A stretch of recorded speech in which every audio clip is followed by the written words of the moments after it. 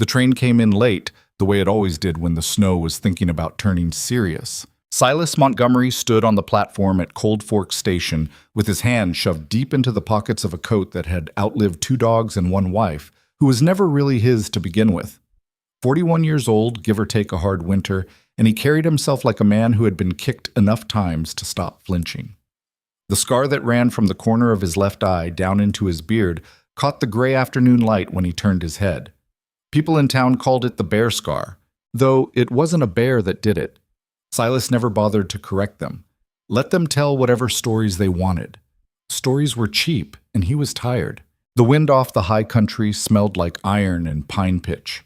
A storm was sitting up there in the peaks, gathering itself, deciding when to come down.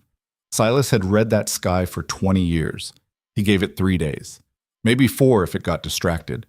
3 days to get a wife up the mountain and figure out whether he'd just thrown his money in a hole. He didn't want her. He wanted to be on record about that, even if there was no one around to hear it but the wind and a station master who was pretending not to watch him through the smudged glass of the ticket office. Silas didn't want a wife. He wanted a back. He wanted somebody who could haul a bucket from the spring without spilling half of it.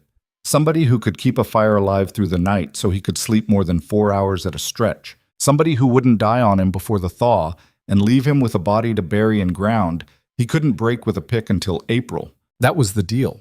He'd written it plain in the letter to the agency in Denver. Widow preferred. Strong constitution. Plain looks acceptable. No expectations of romantic affection. Will provide room and board and signed protection of name. He had read it back to himself 3 times before he sealed it, looking for the place where his pride was leaking through. He couldn't find it. Maybe pride leaked too quietly to catch.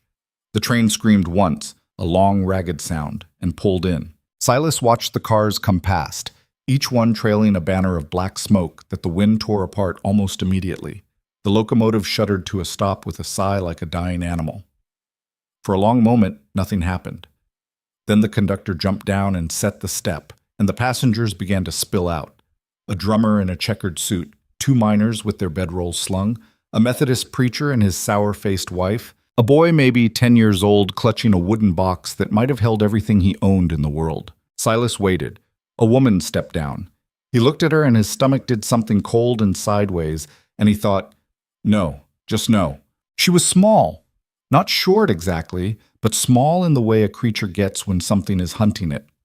Her shoulders were drawn up, and her hands were knotted together in front of her at the waist like she was trying to hold something in, or hold something out, he couldn't tell which. She wore a dark green velvet traveling dress that had been good once. You could see where the nap had worn shiny at the elbows and the cuffs. Her hat was a little crooked.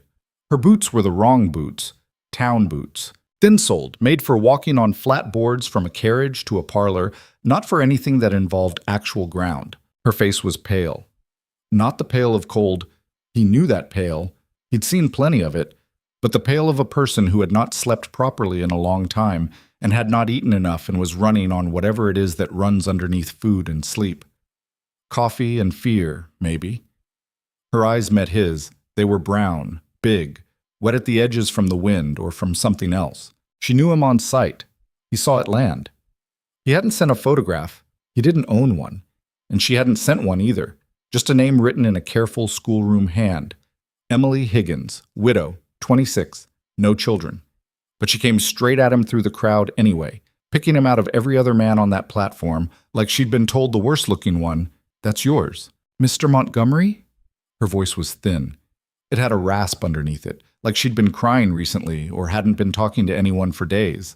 Maybe both. He didn't answer right away. He looked her up and down, slow, the way you look at a horse you're being asked to buy. She stood for it. She didn't lift her chin or look away. That was the only thing about her, in that first long second, that wasn't fragile. "You ain't a widow," he said. A flicker crossed her face. "I beg your pardon?" "You ain't a widow," he said again. "Widows look a certain way. You don't look that way." "I assure you, sir." "How old are you?" 26, the letter said. Yes." "Lie." She stopped. Her mouth opened and then closed. 23, she said finally, almost a whisper. "I'm 23. Silas closed his eyes for a second. The wind found a gap between his collar and his neck and drove a thin, cold knife in there. "Lord," he said, but not in any prayerful way. More like he was naming the thing. "Mr. Montgomery, where's your husband? My—" "What?" "Your dead husband, the one that made you a widow. What was his name?" She didn't answer. She looked at her hands. "Yeah," Silas said. He almost laughed. It came out as a flat huff of breath. "Yeah, that's what I figured." He looked over her head at the mountains. They were bone white at the top and blue-shadowed below, and somewhere up there was his cabin and his stove and his stack of cordwood that wasn't half tall enough for what was coming. He had ridden 2 days down to get her.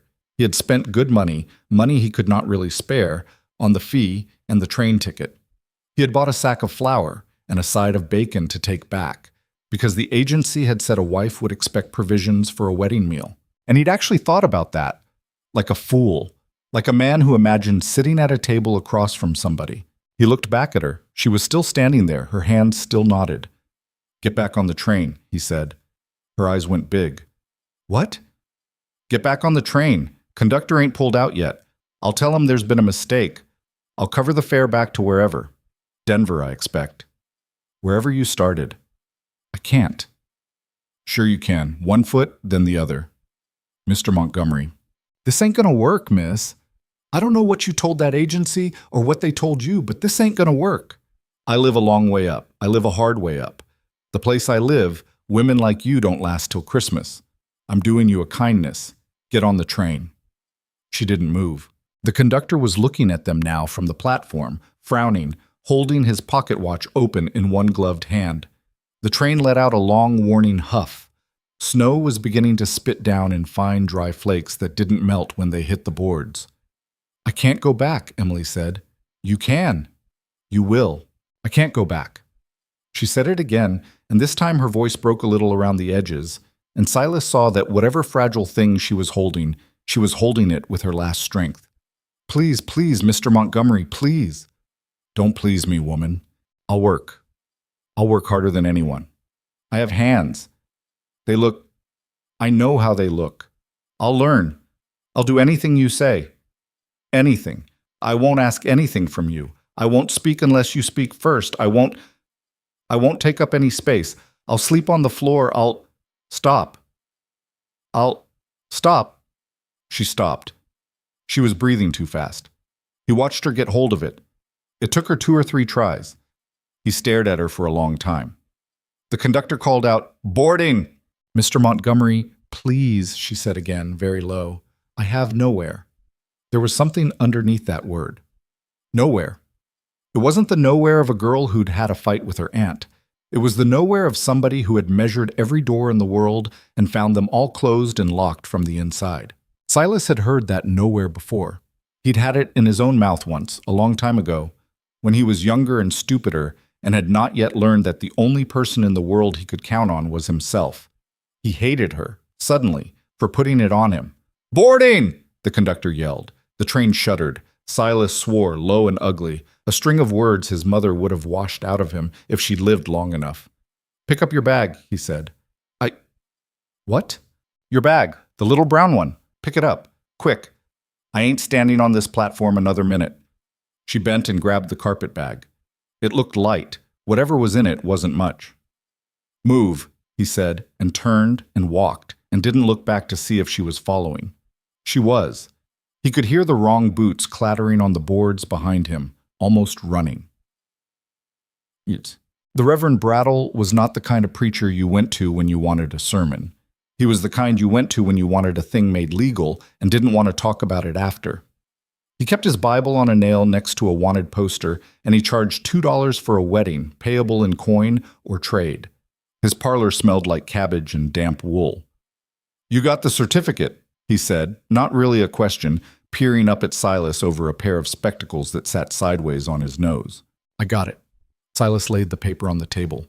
Emily stood next to him, 2 feet of space between them, her hands knotted again at her waist. Brattle's wife was the witness, a thin gray woman who stood in the doorway with her arms folded and looked at Emily the way a butcher looks at a chicken, measuring, mostly disinterested. "Names," Brattle said. Silas John Montgomery.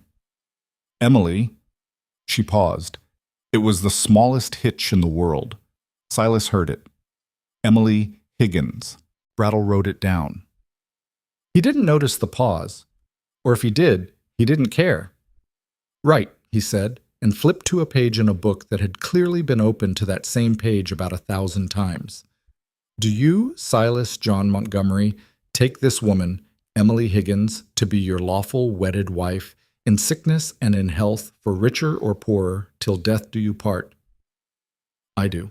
Do you, Emily Higgins, take this man, Silas John Montgomery, to be your lawful wedded husband, in sickness and in health, for richer or poorer, till death do you part? A long pause. I do, Emily said. Her voice was so quiet, Silas almost didn't catch it. By the authority vested in me by the territory and so forth, I now pronounce you man and wife. You may kiss the bride. No, Silas said. Brattle's eyebrows went up, just a little. His wife made a small sound in the doorway that wasn't quite a laugh. All right then, Brattle said. $2. Silas paid him in 3/4 and a silver dollar that had been worn almost smooth. Brattle bit it without making a show of it, decided it was real, and slid it into a drawer. Congratulations, he said, in the dead flat voice of a man who said it 40 times a year and meant it none of them. Emily flinched at the word, like he'd thrown something at her. The wagon was waiting at the post. Silas had a mule named Ruth and a mule named Gideon, and they were not pleased about the snow that had started to fall in earnest now, fat wet flakes that meant the storm had started its decision-making. Silas threw Emily's carpet bag in the wagon bed next to the flour and the bacon and a tin of coffee and a roll of new tar paper. He climbed up to the bench and held out a hand without looking at her. She took it. Her hand was small, cold. Her glove was thin enough that he could feel each separate bone. She climbed up beside him. The bench was narrow. There was no way to sit on it without their shoulders touching, so their shoulders touched. Through his coat, he could feel her shaking. He couldn't tell if it was the cold or something else. He clucked to the mules. Ruth threw her head, and Gideon leaned into the harness, and the wagon creaked forward, out of the rutted main street of Cold Forks, past the false-fronted buildings that had been thrown up too fast and were already leaning, past the saloon that was already loud at 3 in the afternoon, past the last fence post and out onto the wagon road that climbed. For a long time, nobody spoke. The road got steeper. The trees came in close. First the aspens, bone white and bare now. Then the pines, dark and heavy with needles, hissing in the wind. The light got bluer. The temperature dropped about 1 degree every quarter mile, Silas figured, and Emily was already shaking harder. You got a heavier coat than that, he said. It came out more like an accusation than a question. This is what I have, Lord. He hauled on the lines. The mules stopped, ears back, irritated. Silas climbed down into the wagon bed and rummaged under the tarp and came up with an old blanket, a heavy gray wool thing that had been a horse blanket once before he'd boiled it. He shook it out and threw it up onto the bench. Wrap up. Mr. Montgomery, wrap up. I ain't dragging a frozen woman up this mountain on my first day with her. She wrapped up. She did it badly, the way a person does it when they've never had to wrap up against real cold before. He climbed back to the bench, took the blanket out of her hands without a word, and bunched it around her properly. Over her head, around her shoulders, tucked at her knees. His hands were rough on the wool. He didn't touch her. There was a kind of careful inch of air between his knuckles and the velvet of her sleeve every time, and he was aware of it, and he hated that he was aware of it. Thank you, she said. Don't. He clucked again, and the mules lurched forward. The road went up and up. They passed a creek that was already laced with shelf ice along the banks. They passed the burned-out remains of a homestead where somebody had tried 3 years back to live at this elevation and had given up before the second winter. The blackened beams stuck up out of the snow like ribs. Emily looked at it as they went past. She didn't ask. Around the second hour, she spoke. May I ask a question? You can ask. How far is your home? 6 hours from Cold Forks if the road's clear. 8 today, on account of this. He nodded at the snow. If it gets worse than this, we'll camp. Camp. Camp. As in sleep on the ground. She didn't say anything to that. They went on. The mule's breath plumed out white. The bells on Ruth's harness made a small flat sound that the snow ate up almost as fast as it came out. Somewhere off to the left, a long way off, a single coyote yipped, and another answered, and then there was nothing. "Mr. Montgomery." "What?" I want to thank you." I said, "Don't. I want to say it anyway." "All right, you said it." A pause. "You don't have to like me," she said. "I know you don't. I won't ask you to, but I will not be useless. I promise." He glanced at her sideways. The blanket was up over her hair. Only her face showed. She was looking straight ahead at the road and the snow, and her jaw was set in a way that didn't quite match the rest of her. "Promises is cheap up here," he said. "I know." "You don't know." "Then I'll learn." He grunted. It was almost a laugh, the kind a man gives when something has surprised him in a way he's not ready to admit. Say, they didn't have to camp in the end. The snow let up around dusk, the way it does sometimes before it comes back twice as mean, and Silas pushed the mules harder than he should have, and they came up over the last ridge as the last of the light was leaving the sky. His place sat on a shelf of land cut into the side of the mountain, with a stand of black timber behind it for a windbreak and a long view down the valley in front. The cabin was low and squat and ugly, built from logs he'd cut and dragged himself 10 years ago when his hands still believed they could build something. The roof was sawed over plank. There was a stovepipe sticking out of it and a little crooked porch out front, and a barn 40 yards down slope where the milk cow lived with the goat and a half-dozen chickens that mostly didn't lay in winter. He pulled the wagon up in front of the cabin and set the brake. "This is it," he said. Emily looked. He watched her face in the blue last light. He was ready for her to cry. He was almost ready for her to ask him, finally, after all of this, to take her back down. The cabin was smaller than the parlor she'd probably grown up in. The barn was half falling down. There wasn't another light visible in any direction. The nearest neighbor was 11 miles down the valley and around 2 switchbacks. She didn't cry. She looked at it for a long time. The cabin and the barn and the dark trees and the dark mountain rising up behind it all, and then she turned her face to him and said very evenly, "What do you need me to do first?" He stared at her. "What? What do you need me to do first?" she said again. "There must be a thing. Animals to feed. A fire. Tell me. I'll do it." He almost laughed. He didn't. "Get inside," he said. "Light the lamp on the table. Matches in the tin by the stove. Don't touch the stove yet. It ain't been lit in 2 days. The flue will be cold and you'll smoke the place out. Just the lamp. I'll bring your bag in once I've seen to the mules." "Yes, Mr. Montgomery." "Don't call me that." What should I call you?" He thought about it. He didn't know, really, what he wanted her to call him. Husband was a lie. Sir sounded like she was a maid. His own name in her mouth was going to be a strange thing. "Silas," he said finally. "Just Silas." "Silas?" She said it carefully, like a word in a language she was still learning. "Go on," he said. She climbed down. The wrong boot slipped on the wagon step, and she caught herself against the wheel and almost fell anyway. She didn't say anything about it. She gathered the blanket around her and went up the 2 crooked steps of the porch and pushed the door open and went inside. A minute later, a small yellow light bloomed in the window. Silas sat on the wagon bench for a moment longer than he needed to, looking at that light. He had lived in that cabin for 10 years. There had been light in that window every one of those nights. He was a man who lit a lamp. He wasn't an animal. But he had never in 10 years ridden up the road at dusk and seen a light in his window that he hadn't lit himself. It did something to his chest he didn't care for. He climbed down. He led Ruth and Gideon to the barn and unhitched them and rubbed them down with a rough sack and gave them grain and water and threw an extra forkful of hay because they'd worked for it. The goat bleated at him from her stall. The cow gave him a long, disgusted look that meant he was late on her milking, and he was. He took care of her too. By the time he came back out of the barn, the snow had started again, and the world had gone fully dark, and the cold had settled into the kind of cold that means business. He stomped the snow off his boots on the porch. Inside, the lamp was burning on the table. The stove wasn't lit. She'd done what he said and not touched it. She was standing by the table with her hands at her waist again and her face very pale in the lamplight.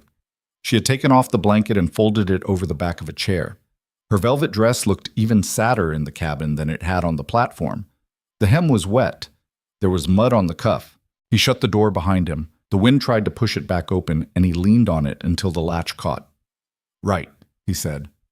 "Right," she echoed. He looked at her. She looked at him. The cabin was suddenly very small. "Stove first," he said. "Watch. You'll need to know." He crossed to the stove and crouched and opened the firebox. He laid in tinder, pine shavings he kept in a tin beside the wood box, and built up small kindling on top, the way he always did, in a careful little teepee, and laid 2 splits of dry pine across that. He got a match from the tin and struck it on the iron and held it under the tinder. The flame caught and ran up. "Damper here," he said, without looking at her. "Open all the way till she's pulling, then close her down to about there. You let the stove get cold the way it is now, you'll choke. Most fires die because somebody got impatient with the damper." "Open till she's pulling," Emily said. "Then about there." "Right." He shut the firebox. The stove began to make a small, contented sound. Within a minute, the cabin started to feel like a place with the cold held off, instead of a place the cold was living in. Silas straightened. His knees popped. "Bacon and flour in the wagon," he said. "I'll bring it in. There's a pot on the shelf and salt in the crock. You make biscuits?" "Yes." "Real or town?" I don't know what that means." "Town, all right. We'll see." "I can learn." "We'll see." He went out and got the supplies and brought them in. He set them on the table. He brought her carpet bag in last and set it beside the bed, which was the only bed, against the back wall, with a faded quilt and a single flat pillow. She looked at the bed. He watched her look at it. "Floor's mine," he said. "Bed's yours. Don't argue." "Mr. Silas, I can't take your—" "Floor's mine, bed's yours. Don't argue. We're past arguing for one day." Her eyes filled suddenly. She turned away fast so he wouldn't see, and went to the table and started doing things with the flour. He stood by the door for a moment, watching her back. Her hands were shaking, not from cold now. The stove was already warming the room, just shaking. She was measuring flour into the bowl with a tin cup, and her hands were shaking so badly that some of it was missing the bowl and falling on the table. She didn't seem to notice, or she noticed and was pretending not to. He couldn't tell. He turned away. He hung his coat on the peg. He pulled off his boots and stood them by the stove. He sat at the table and pretended to clean his rifle, which didn't need cleaning, while she made biscuits that were going to be terrible. They were terrible. She set them down between them on the table. 4 lumps, 2 of them burned on the bottom, 2 of them raw in the middle. The bacon was all right. She'd done the bacon by watching him prod the stove, and bacon mostly cooks itself if you don't actively fight it. She sat down across from him. She didn't eat. She watched his face. He picked up a biscuit. He looked at it. He bit it. It tasted like flour in panic. He chewed slowly and swallowed. "It's bad," she said. "It is. I'm sorry. No need. I'll do better tomorrow." "You will." He took another bite. He kept chewing. He didn't make a face. He saw her shoulders come down, just a little. "Eat," he said. She picked up a biscuit. She bit it. She made a small sound, almost a laugh, that wasn't a laugh. "It's worse than I thought," she said. "It is. She paused. She was almost smiling. It was a strange, small thing on her face, and he had the feeling it was the first time her face had done it in a while. "I'm not very good at this part yet." Yet. He looked at her across the lamp. The light caught on her cheekbones and on the little dark hollows under her eyes that no amount of scrubbing was going to wash out. It caught on the place at her temple where her hair was coming loose from whatever she'd done to it that morning, 1,000 miles away in another life, when she'd still thought she might be safe by sundown. He didn't know yet what she was running from. He didn't ask. There was a thing in him that wanted to ask, and there was a thing in him that knew better. The mountain teaches you, after enough years, that some questions are doors, and once you open them, you can't close them again. He wasn't ready to open any doors tonight. He'd already opened more doors than he meant to. He looked at his plate. "Eat your biscuit," he said. "We got an early start tomorrow." What are we doing tomorrow?" "You're learning to chop wood." "Oh, you ever swung an axe?" "No." "You ever held an axe?"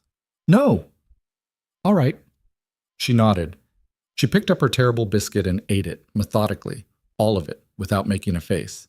He noticed that. He filed it away. The wind moved against the cabin. The logs creaked the way they always did in the first hard cold of the year, settling against each other for the long fight ahead. The lamp guttered and steadied. Outside, somewhere up the slope, a wolf called, a long single note, lonely and patient. Emily's head came up. "That's a wolf," she said. "It is. Is it close?" "Half a mile. Maybe less. There's a pack working the ridge this fall. I've heard 'em 3 nights running." She looked at the door. "Door's barred," he said. "Latch holds. Wolf ain't getting in this house unless I let him in, and I ain't planning on it." "All right. Eat." She ate. When the meal was done, she stood up and started gathering the plates without being told, and that almost undid him for a reason he could not have explained. He took the plates out of her hands. "Sit down," he said. "You've been on a train 2 days. I'll do the dishes tonight. Tomorrow you do 'em." "Are you sure?" "I'm sure." She sat. She folded her hands in her lap. He washed the plates in the basin with hot water from the stove kettle. He was conscious the whole time of her behind him at the table. He had lived alone in that cabin for 10 years. He had done the dishes 10,000 times with no other living thing in the room, except sometimes a dog, back when he'd had a dog, and he had never once thought about what it sounded like to do dishes with somebody else in the room. It sounded different. It was the same scrape of tin on tin and the same slosh of water, but it sounded different because somebody was hearing it. When he was done, he turned around. She had her head down on her folded arms on the table. She was asleep. She had fallen asleep sitting upright at the table of a man she had met that morning, in a cabin on a mountain she had never seen before, with a wolf calling somewhere up the ridge. He looked at her for a long time. He thought, "Whatever you're running from, woman, it must be worse than this." And then he thought, "That's not your business, Silas." He got the spare blanket down from the shelf. He went over to the table, slow, careful not to wake her. He laid the blanket over her shoulders. She made a small sound in her sleep, a kind of soft, questioning sound, and then she was quiet again. He crossed to the stove and banked the fire down for the night. He laid out his bedroll on the floor in front of the stove, which was where he was going to sleep for as long as it took. And he pulled off his shirt and folded it, and he lay down on the floor of his own house with his rifle within arm's reach, and he stared up at the dark sod of his own ceiling for a long time before sleep came. The wolf called once more farther off now, moving up the ridge. Outside, the snow kept coming down. Inside, on the table, the woman who was not a widow and not Emily Higgins, and not anything she had said, she was breathed slow and even under the blanket he had given her, and did not move until morning. She woke before he did, which surprised him. Silas had been a light sleeper since he was 19 years old, since the war, since a bad night outside Jefferson City that he didn't think about anymore on purpose. He woke at the snap of a twig outside, at the change in a horse's breathing in the barn, at the wind shifting direction in the pines. He did not, as a rule, get woken up by the sound of somebody else moving around inside his cabin. But there she was, already up, already moving careful in the gray pre-dawn light. With her hair down her back in a long brown braid she must have done in the dark. She was at the stove. She had opened the firebox without making a sound. She was feeding kindling onto the coals he'd banked the night before, slow and patient, the way a person does when they're afraid of waking somebody and afraid of getting it wrong. He lay still on his bedroll and watched her through his lashes for a long minute. She got the fire going. She did it nearly right. She had the damper too far open and the flames were licking up, too hungry, but she caught it herself after a second and reached up and worked the lever down, and the stove settled into a steady draw. She let out a small breath, almost a laugh.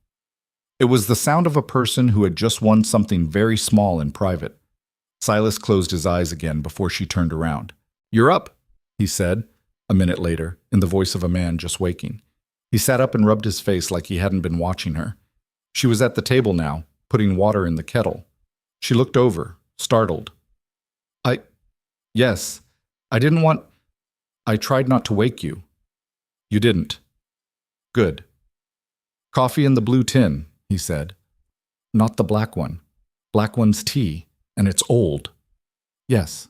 He pulled on his shirt and his suspenders and his boots and stood up, and his back made a noise like a door that needed oiling, which it did every morning now and had been doing for about 3 years. He rolled his blanket and stowed it on the shelf above the stove. He went outside without his coat to use the privy, because he wasn't a fancy man. And when he came back and his teeth were chattering and the sky over the eastern ridge was beginning to pink up. She had the coffee on. She had laid 2 tin cups on the table. She had found the salt pork in the box where he kept it and was looking at it with the expression of a person being asked to translate a language she had never seen written down. "Slice it thin," he said, hanging up his coat. "1/4 inch. Lay it in the dry skillet. Don't add lard, it has its own. Heat slow. You add lard to salt pork, you'll have a fire. 1/4 inch. About the width of your littlest finger." She nodded. She took the knife.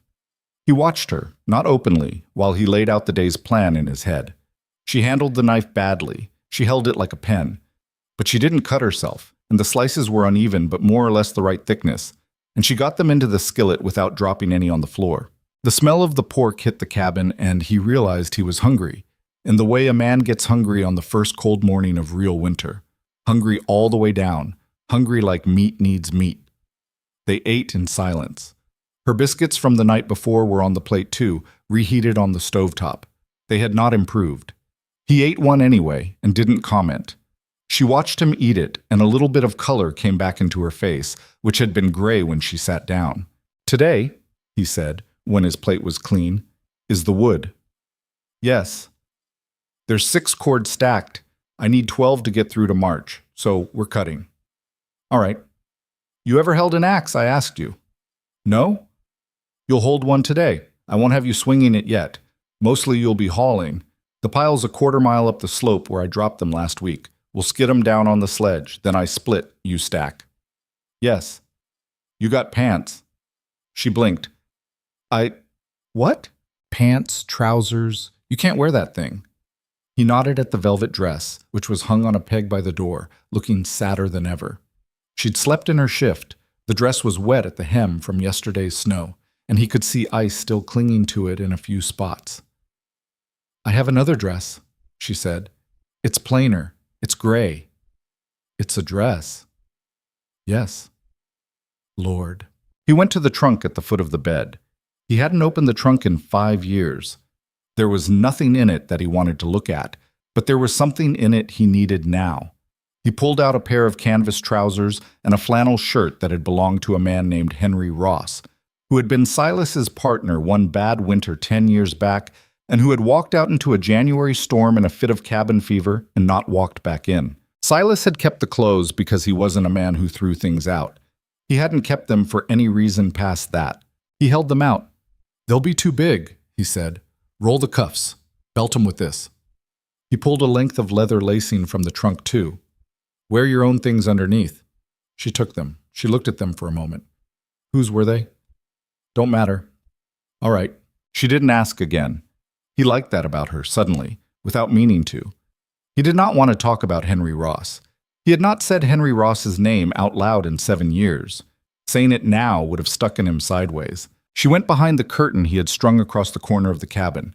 He'd put it up last night while she slept at the table, a piece of canvas on a wire. And changed.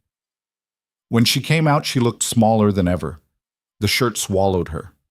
The trousers had to be rolled 3 turns at the cuff. The leather lacing went around her waist twice. She stood there in front of him and lifted her chin a little like she was daring him to laugh. He didn't laugh. "Better," he said. "Boots. I only have these." She gestured at the wrong town boots, sitting by the stove where she'd left them to dry overnight. "Yeah, those are going to kill you. We'll see about a pair when we go down next. For today, 2 pairs of socks. Wrap your feet in the wool first." She nodded. He pulled on his own coat. He took down the long axe from its pegs, and the felling axe, and the splitting maul. He laid them by the door. He took down 2 pairs of leather gloves. One his, one the smaller pair he kept for handling barbed wire. He tossed her the smaller pair. "They'll be loose. Better than nothing." She caught them clumsy, almost dropped them, hugged them to her chest. "You ready?" he said. She wasn't ready. He could see she wasn't ready. The whites of her eyes were showing a little too much, the way a horse's do when it's about to bolt. But she nodded anyway. "I'm ready." All right then. He opened the door, and the cold came in like a hand reaching, and they went out into it together. The sky had gone milky overnight. The storm hadn't broken hard, just scattered another 6 inches of dry powder on top of what was already there, and the wind had moved on south. Cold, though, cold like a clean knife. Silas's breath plumed out white before him as he walked, and Emily's came out smaller and faster behind him, like she was already working harder than she should have been just to keep up. He slowed his pace. He didn't look back to do it.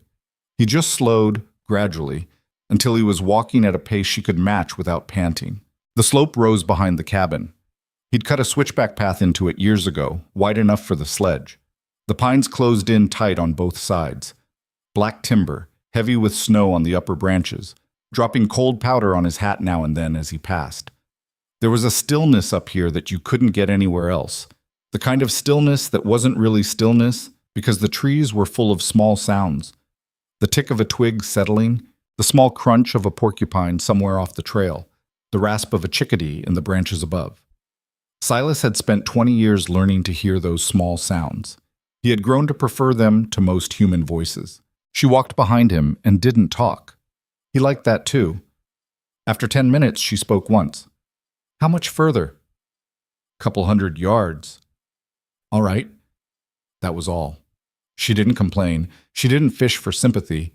She just put one foot in front of the other in his footprints and kept her breathing as even as she could, and came on.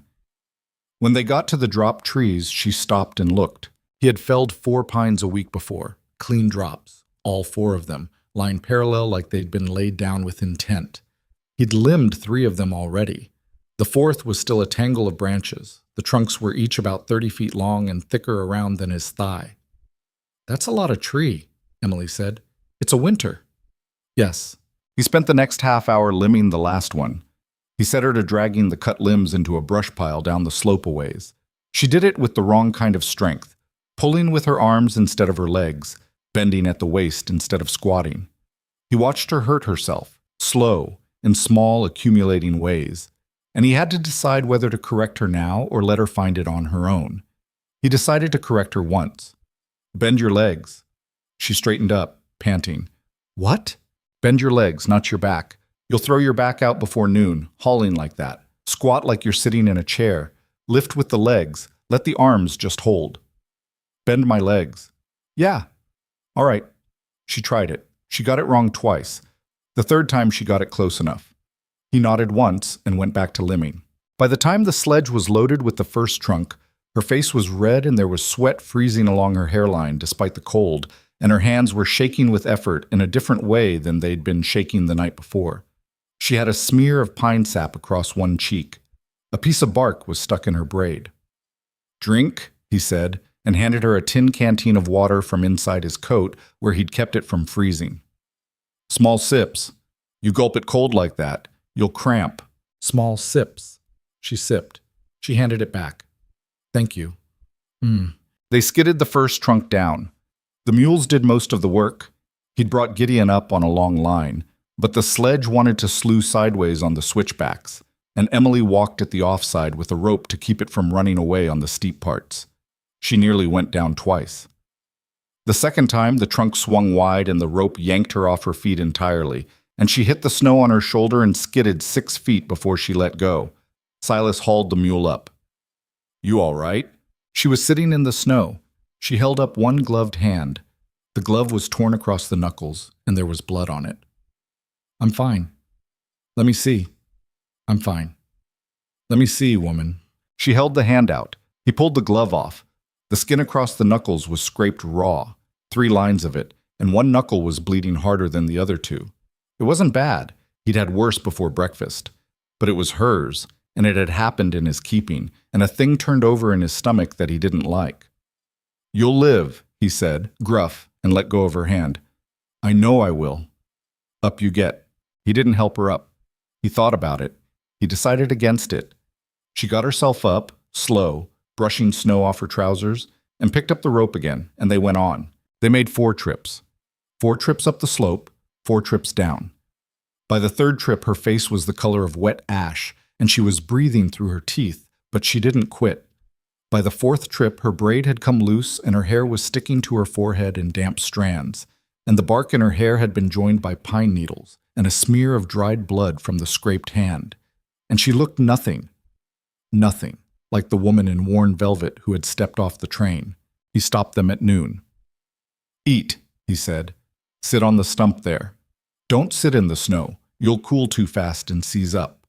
He gave her cold biscuit, better today because he'd made it, not her, and a strip of jerked elk and a cup of hot coffee from the second canteen he kept in the inside of his coat. She held the cup with both hands and put her face down toward the steam and closed her eyes. "My pa used to say," she said, almost to herself, "there's nothing wrong in the world that a hot cup of coffee won't help with for 10 minutes. Silas looked at her. It was the first thing she'd said about herself, even sideways, since she'd stepped off the train. "Your pa," he said. "He's still alive." "No." He let it lie. He didn't push. He chewed his own jerky and watched a raven settle in a pine across the clearing and watched the raven look at him and at her with its bright black eye, and watched the raven decide they weren't food and lift off again with a heavy whoof of wings. After a minute, she said, "Are we done?" "With wood today, yeah, we've made a start. Tomorrow we'll do another 4 loads. Tomorrow. And the day after." "Oh, wood ain't a thing you do for one day, missus. Wood's the thing you do every day, all winter, until you die, or it's spring." "I see." "You'll see." She laughed suddenly. It startled him. It was a small, dry, exhausted laugh, but it was a laugh, and it had real surprise in it, and a little real humor. "What?" "I'm sorry," she said. A week ago, I would not have believed you if you told me a person could be this tired and still standing. You'll be more tired tomorrow." "That's terrifying." He almost smiled. He didn't quite. The corner of his mouth moved, was all, and he turned his face away so she wouldn't see. Nkey. The days started to run together after that, in the way they do when work owns you. Emily got up before him every morning. By the third day, Silas had given up pretending to sleep through it. She'd come out of the curtained corner already dressed in the canvas trousers and Henry Ross's flannel shirt. She'd taken to those clothes with a startling ease, as though the velvet had been the costume and the canvas was closer to whatever she really was. And she'd light the stove and put on the coffee and slice the salt pork. By the 4th day, the biscuits were edible. By the 6th day, they were actually good. By the 8th day, Silas caught himself looking forward to breakfast in a way he hadn't looked forward to a meal in years. And that bothered him enough that he didn't speak for the first hour of work that morning. She noticed. She didn't ask about it. She was learning to notice things. He could see her doing it. She watched him the way a person watches a teacher she's afraid of and respects in equal measure. Eyes following his hands when he sharpened the axe, eyes following his hands when he set a snare, eyes following his hands when he showed her how to milk the cow. She didn't ask many questions. She watched, and then she tried. And when she got it wrong, she watched him watching her and adjusted. She had a quick mind. He had not expected that. He had expected her to be a piece of furniture that needed feeding, and she was not. On the 5th day, she split her own first piece of wood. He'd been splitting kindling beside the cabin, and she'd been stacking, and he'd put the maul down to wipe his face, and when he turned back around, she'd picked it up and was staring at it. "Don't," he said. "Why?" "Because that maul weighs 9 pounds, and your arms weigh about 15, and you'll crack your shin." "Show me." He stared at her. "I want to learn," she said. "You'll hurt yourself. I'll hurt myself anyway. I'd rather hurt myself learning something useful." He looked at her for a long second. Then he sighed, took the maul out of her hands, and showed her. He set up a soft round of pine on the chopping block. Easy wood, straight grain, no knots. He stood behind her and put the maul in her hands, and put his hands over hers and showed her the swing. The lift, the drop, the snap of the wrists at the bottom that made the maul do the work for you instead of your shoulders. He was very aware while he was doing it of the smell of her hair. Pine sap and wood smoke and something else underneath that was just her. A clean human smell that didn't belong to soap or pomade. He realized he hadn't stood that close to a woman in 11 years. He stepped back fast. "Now you," he said, gruffer than he meant to. She missed the first time. The maul glanced off the side of the round and buried itself in the chopping block, and she staggered and would have gone down if he hadn't caught her elbow. Easy. I'm sorry. Try again. She tried again. She missed again. The third time she caught the round dead center and split it clean in two, and the two halves fell off the block in opposite directions, and she stood there with the maul hanging from her hands and stared at the split wood like she had performed a miracle. I did it, she said. You did one piece? I did a piece, Silas. You did a piece. She turned to him. Her face was bright. There was sweat on her temples and bark dust on her cheek and a line of dirt across her forehead from the back of her glove, and she was the most alive thing he had seen in a long time. He looked away.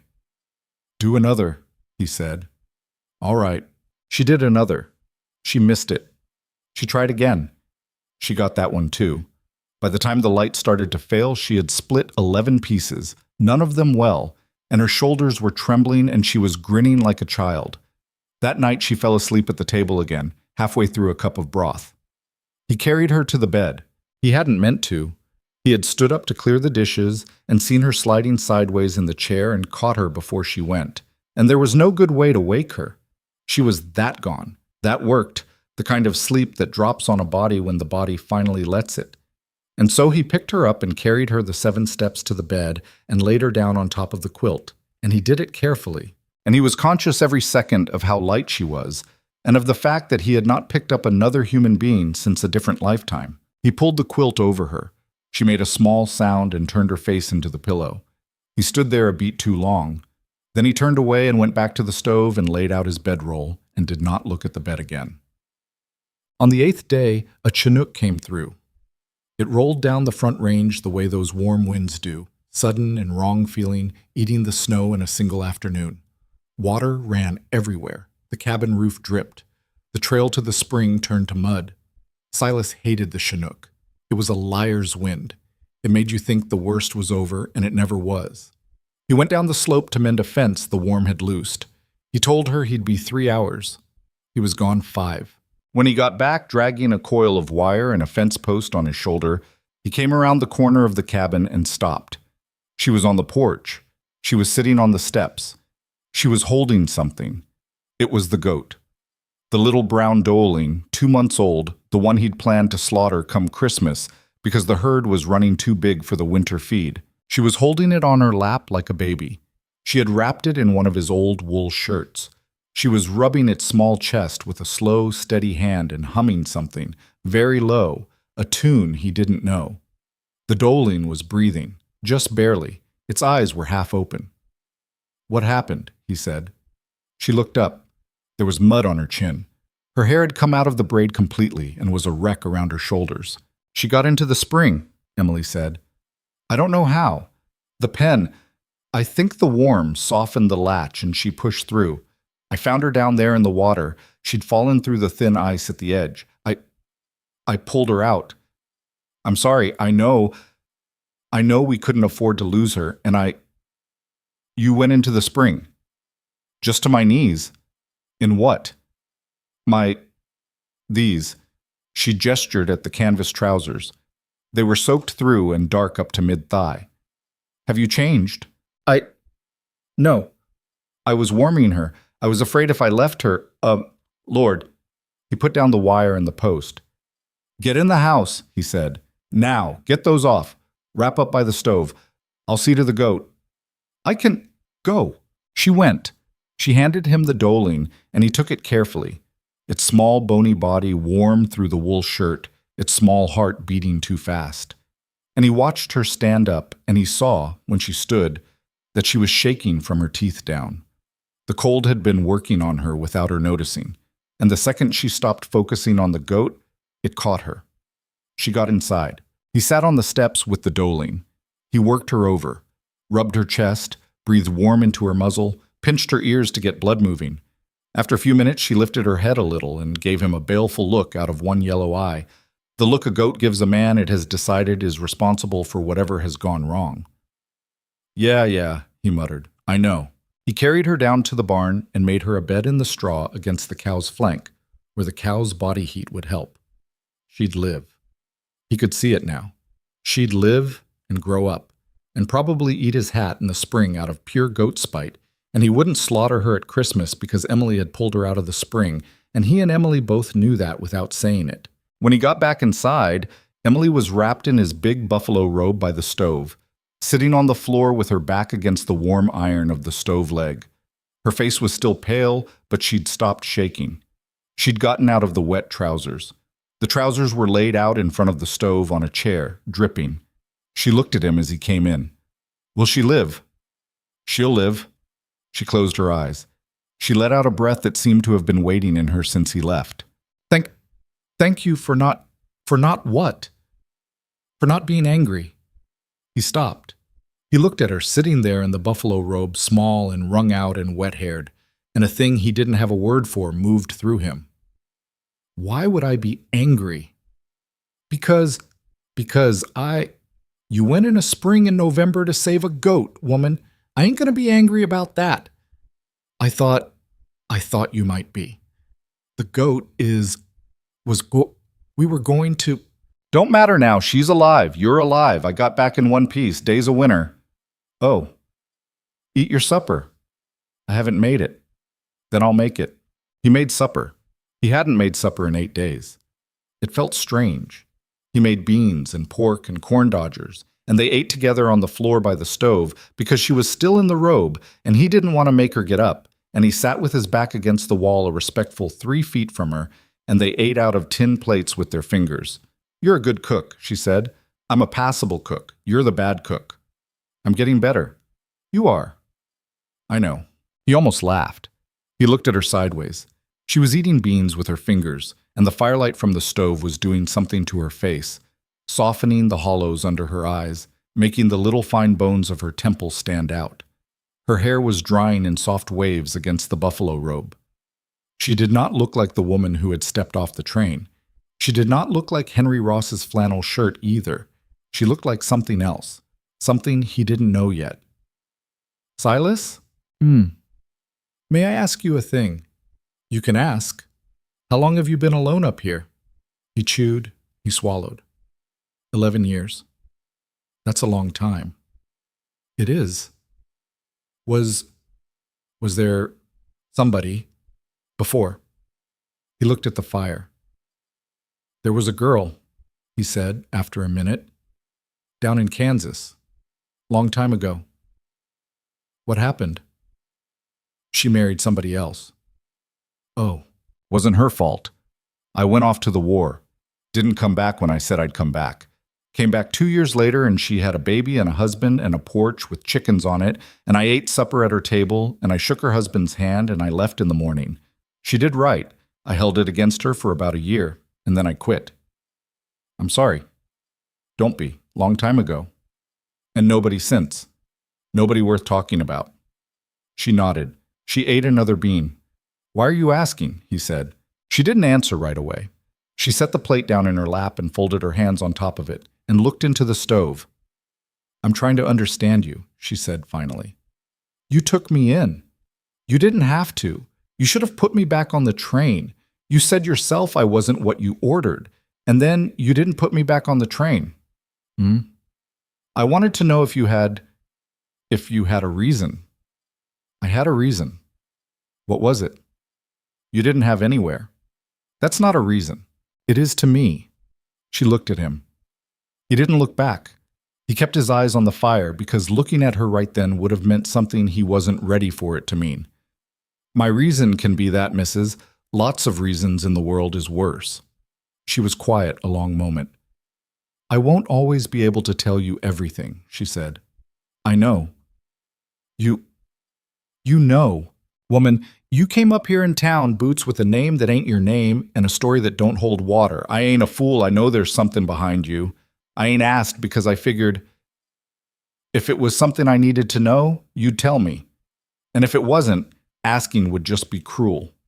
She let out a sound that was almost a laugh and almost a sob. "You are not what I expected," she said very quietly. "You ain't what I expected either. No. Eat your beans before they get cold." She ate her beans. After a while, she said, "Silas." It's not something bad I did. I want you to know that. The thing I'm not telling you, I'm not a thief. I'm not a... I haven't hurt anybody. All right. I want you to believe that. He looked at her then. He met her eyes. The firelight caught in them and made them very dark and very steady. I believe you, he said. He hadn't meant to say it. He hadn't decided to say it.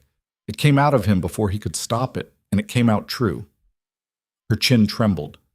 She pressed her lips together hard and looked down at her plate. After a second, she nodded, very small. Thank you, she said. Don't. All right. He looked away. The wind came up against the cabin, and the logs made their small settling sounds, and the fire snapped once in the stove. Outside, far up the ridge, a wolf called. Closer this time than the first night, maybe a quarter mile. He listened for the answer, and it came from the other direction. 2 of them tonight. They'd been moving. The pack was coming down off the high country on account of the warm. He'd need to walk the corral in the morning. But he didn't say that. He didn't want her hearing the wolves and lying awake. After supper, she got up out of the buffalo robe, slow and stiff, and went behind the curtain to put on her nightclothes. He cleared the plates. When she came out in her shift with the buffalo robe wrapped around her shoulders, she went to the bed instead of the table for the first time without him telling her to, and she stopped halfway there. And she turned around, and she looked at him on the floor with his bedroll already laid out. Silas, go to sleep, woman. This is your bed, your house. It's our house. Go to sleep. She didn't move. You said it? Said what? Our. You said our. He was kneeling on his bedroll, fixing the blanket. He stopped. He had said our. He had said it without thinking. He had said it the way a man says a thing that has been rolling around inside him for a while, looking for a way out. Slip of the tongue, he said. All right. Go to sleep. All right, Silas. She got into the bed. She blew out the lamp.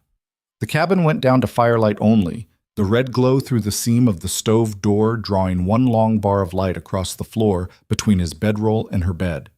He lay on his back. He stared at the dark sod of the ceiling. He listened to her breathing slow into sleep. A long time later, when the wolf called again, closer, much closer, she didn't wake. She was that worn through. He listened to the wolf and listened to her breathing, and he thought about the doling in the barn warming against the cow's flank, and he thought about the woman in the bed 7 feet from him, and he thought about the hour that had come out of his mouth on its own. He didn't sleep for a long time. When he did, he slept the sleep of a man who has something to lose. He hadn't slept that sleep in 11 years. He was not sure, in the dark, whether he had missed it or feared it more. The fire burned low in the stove. The wind worked its way around the cabin and found nothing to catch on. Outside, the wolves moved on up the ridge, and the snow began to come down again in a fine, slow curtain that would, by morning, have buried the world in white. By morning, the world was white and still, and the warm wind had gone back wherever warm winds go to lie. Silas stepped out onto the porch before sunup and stood for a long time looking at the snow. The Chinook had eaten the old crust, and the new fall had laid down a clean, fresh skin over everything, and that was bad. Fresh snow showed every print, and a wolf pack moving on fresh snow was a thing he could read like a paper. He went down to the corral with his rifle in the crook of his arm and his breath coming out white, and he walked the line of the fence slow, looking down at the blue shadow under each post. He found what he expected to find. Tracks. 3 sets at the south corner where the corral came closest to the trees. Big tracks, the print of a heel pad as wide as his palm. They had come down to the corral, and they had walked the fence, and they had stopped at the south corner and stood, and from the way the snow was packed under one of them, that one had stood there a long time. They were measuring his fence. He squatted in the snow and ran a gloved finger around the inside of the print. The edges were already softened by the wind. They'd come through in the dark, hours back. Probably right after the snow stopped, when the moon was up.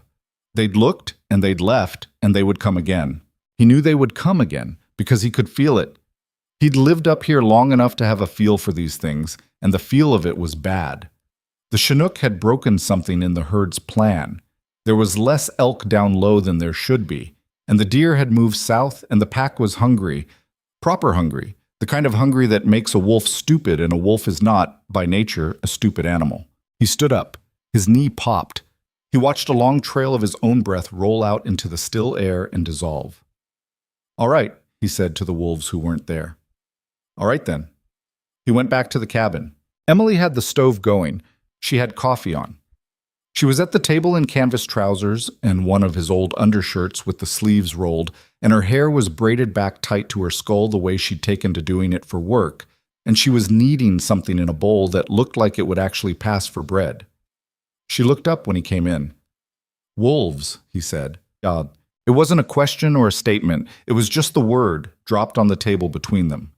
Her hand stopped in the bowl. "Last night. Hours back, south corner, 3 of them.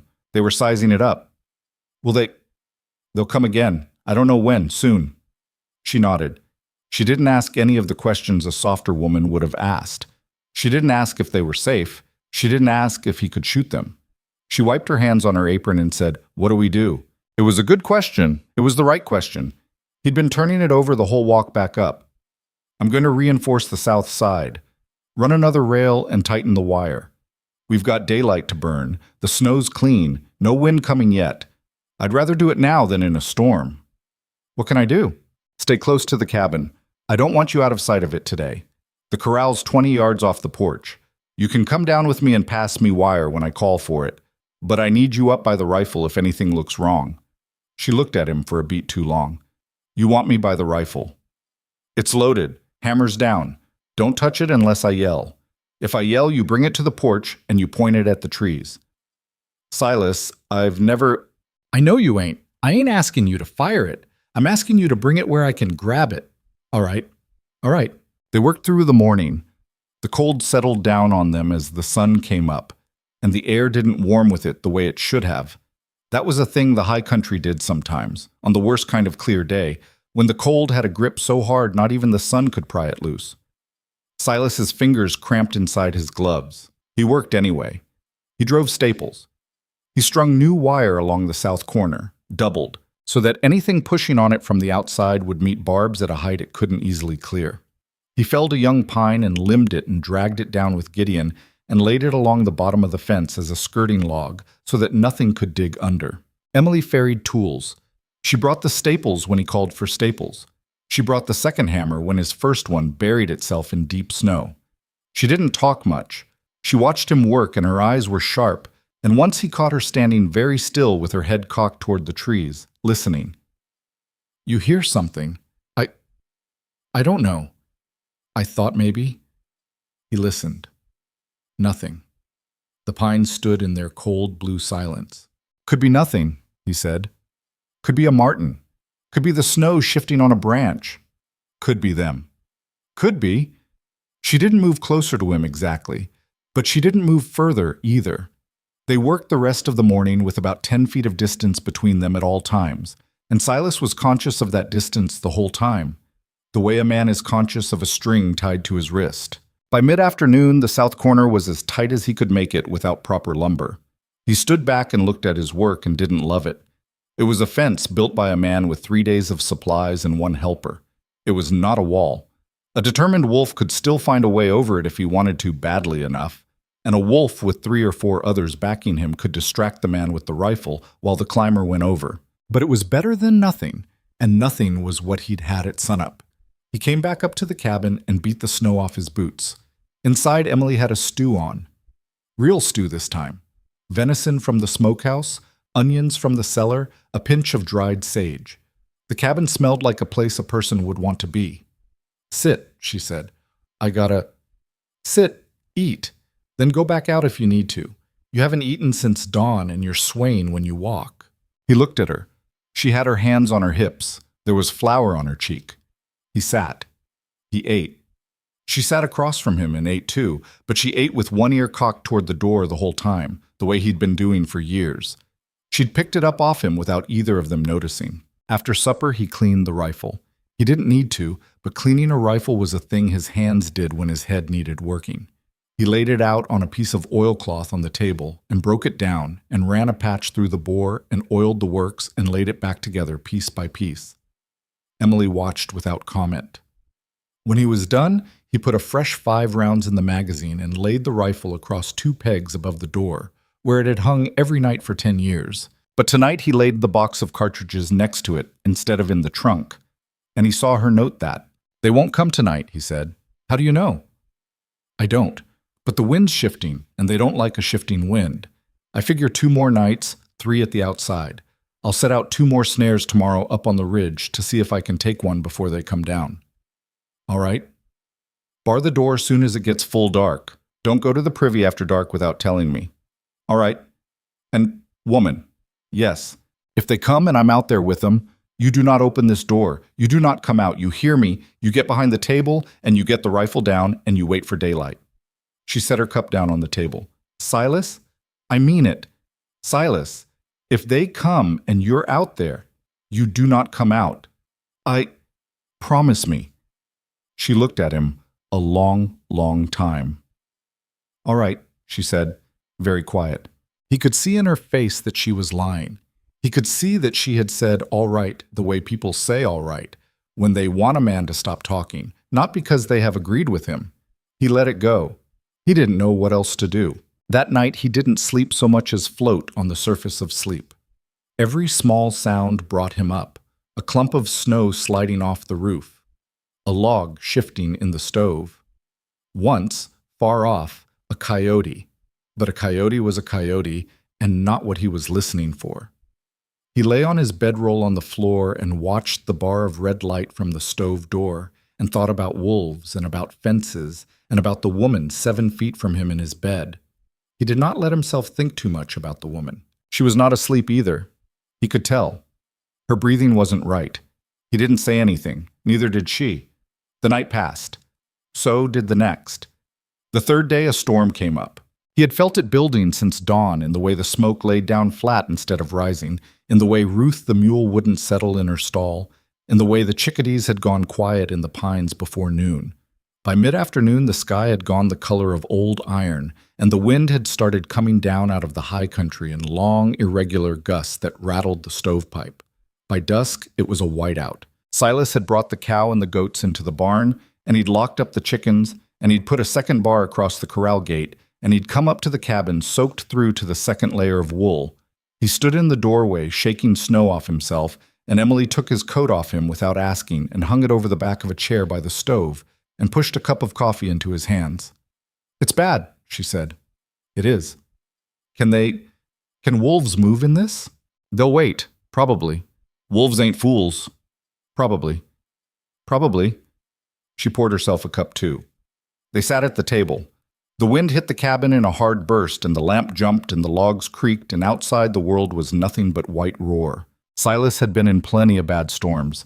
He had been in worse storms than this one, but there was something about sitting at the table with another person in a bad storm that he had not had in a long time, and it was working on him in a way he didn't quite know how to handle. He kept his eyes on his coffee. "Silas? Tell me. Tell me something about you. Anything. I'd like to hear it." "Why?" "Because the wind is loud and I am scared."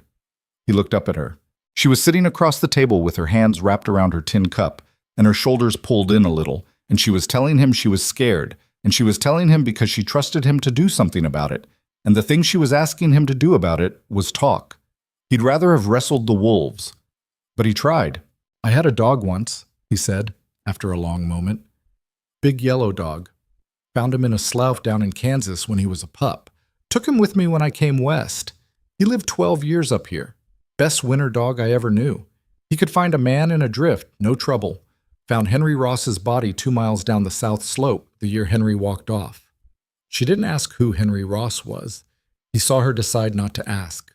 He was grateful. "Dog was named Buck. That dog never barked unless there was something to bark at. People say a quiet dog ain't a good dog. People are wrong." "What happened to him?" "Old age, slept by the stove one night and didn't wake up. I buried him out by the spring in the spring." "I'm sorry." "It was a good death. He went out warm." The wind howled and threw snow at the window so hard the glass shook. "That's it," he said. "That's my story. You wanted a story." "It was a good one. It was a short one. It was a good one anyway." She smiled at him. "A real one. Small. He'd seen her smile maybe 4 times since she came up the mountain, and every one of them had landed on him like a small stone. He looked at the coffee. "You tell me one," he said. "Oh, it's how it works. I told you one. You tell me one. Don't have to be a big one, just a thing." She was quiet a long moment. "My mother taught me to play the piano," she said, finally. "I wasn't very good, but she sat with me every afternoon for an hour for 6 years and made me practice anyway. She said it didn't matter that I wasn't going to be a concert pianist. She said the point of practicing the piano was the practicing." "What kind of woman was she?" She was... Emily paused. "She was strong. She was tall. She had hands like a man.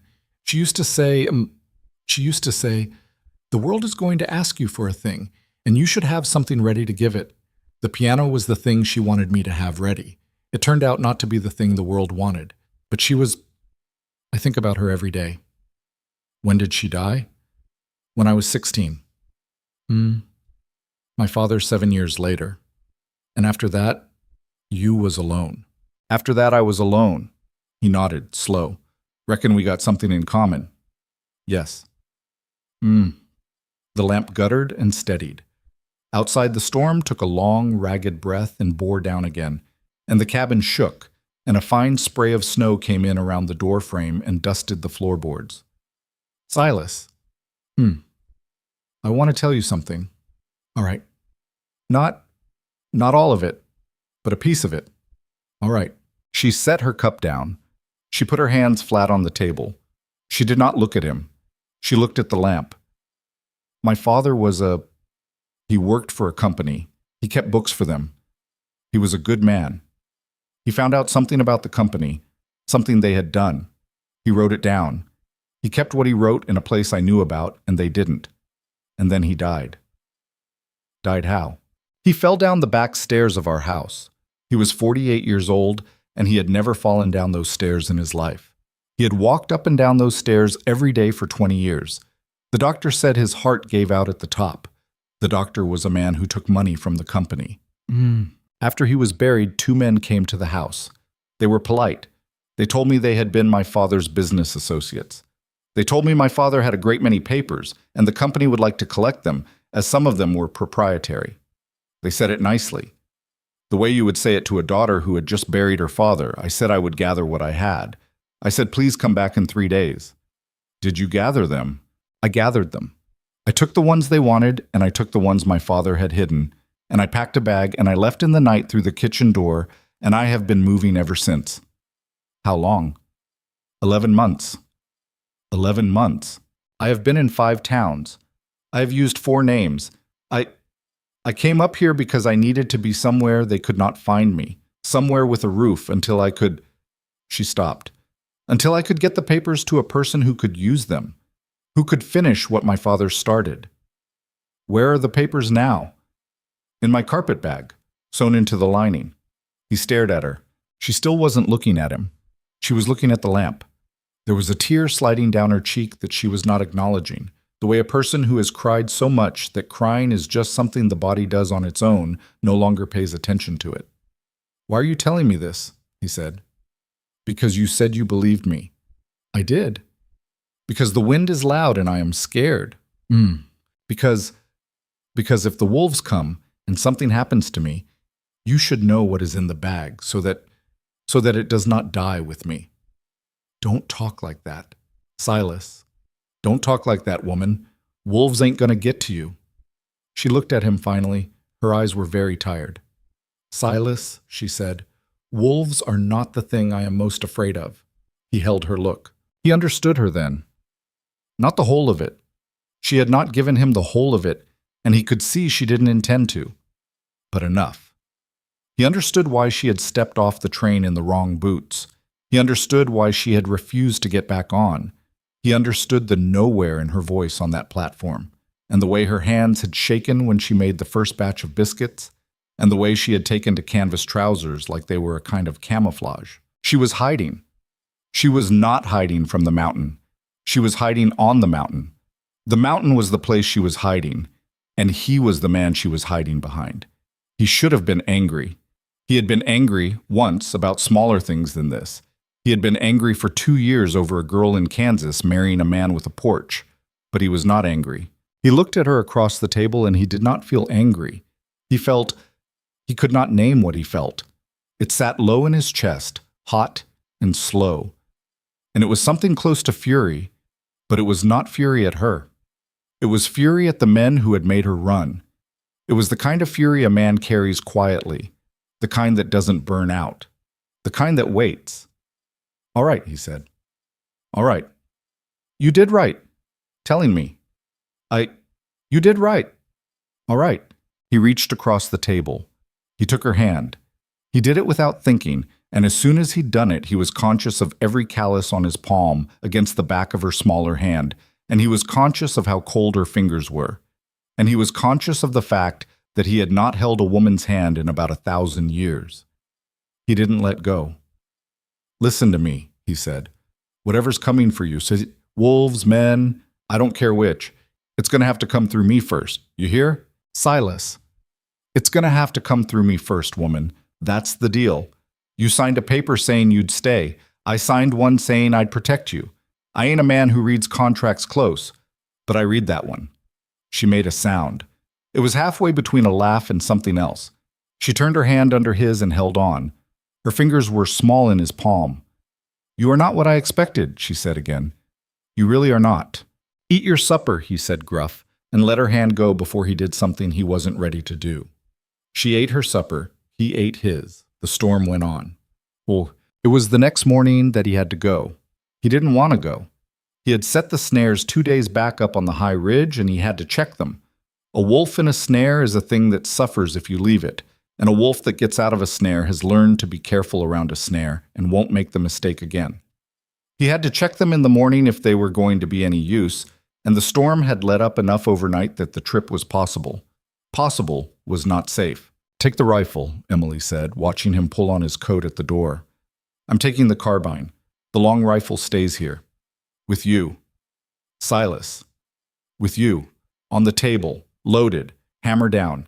You touch it only if you have to, and if you touch it, point it at whatever's wrong and pull the trigger and don't think about it. There ain't a thing on this mountain you can hit with that rifle that will benefit from a second thought." "All right. I'll be 3 hours. You said 3 hours yesterday and you were 5. I'll be 3 hours unless something don't go right." "Silas, 3 hours. I'm coming back." He looked at her in the doorway, and she was wearing his old shirt, and her hair was still loose because she hadn't braided it yet for the day, and there was a question in her face that she was trying not to ask. He recognized the question. It was the same question he had been not asking himself since the night before. He didn't kiss her. He almost did. He thought about it for one long second, and then he stepped out the door instead and shut it behind him before he could be a fool. The walk up to the snares was hard going. 3 feet of new snow on top of the old, and in places the drifts had piled up to his thigh. And Gideon broke a path ahead of him as best a mule could, but a mule was not built for breaking a trail at 9,000 feet. By the time they reached the first snare, a half-mile up, the sun was full up and the world was glare white, and Silas's eyes were watering against the brightness. The first snare was sprung. Empty. A few hairs of gray wolf fur in the wire, no blood. He'd had one and lost it. He swore, soft, and reset the snare and moved on.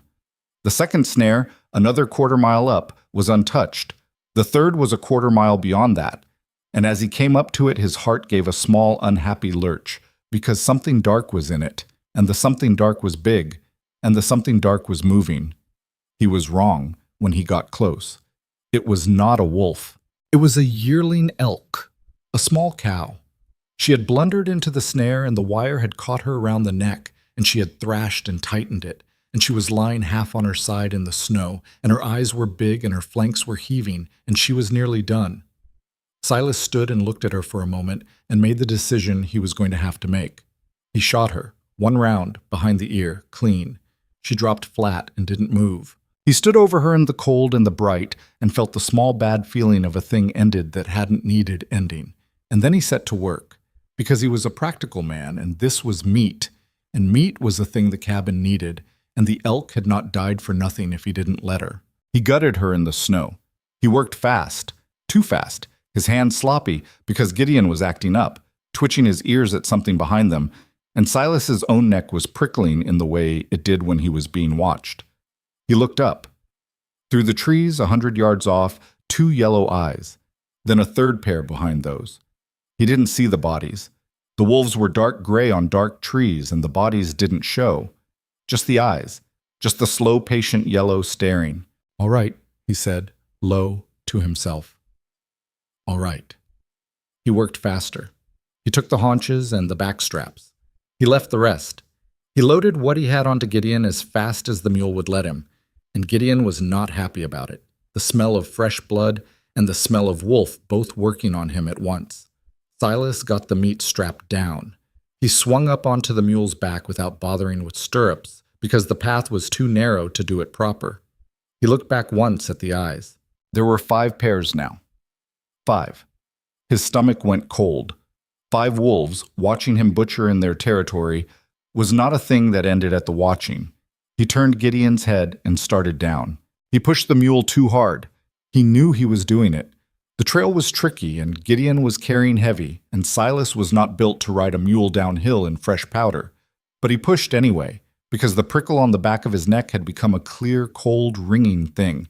And somewhere behind him he could hear, faint and growing, the soft, fast thump of paws in snow. They were not chasing him. Not exactly. They were paralleling him through the trees. Silas knew the difference. A wolf that chases a man in open country is a desperate wolf. A wolf that paces a man through the timber, on either flank, taking his measure. That wolf is calculating. That wolf is not after the man at all. That wolf is after where the man is going. Silas's heart began to hammer against his ribs. The cabin was 1.5 miles down, maybe 40 minutes at the speed he was moving. The wolves would beat him there if they wanted to.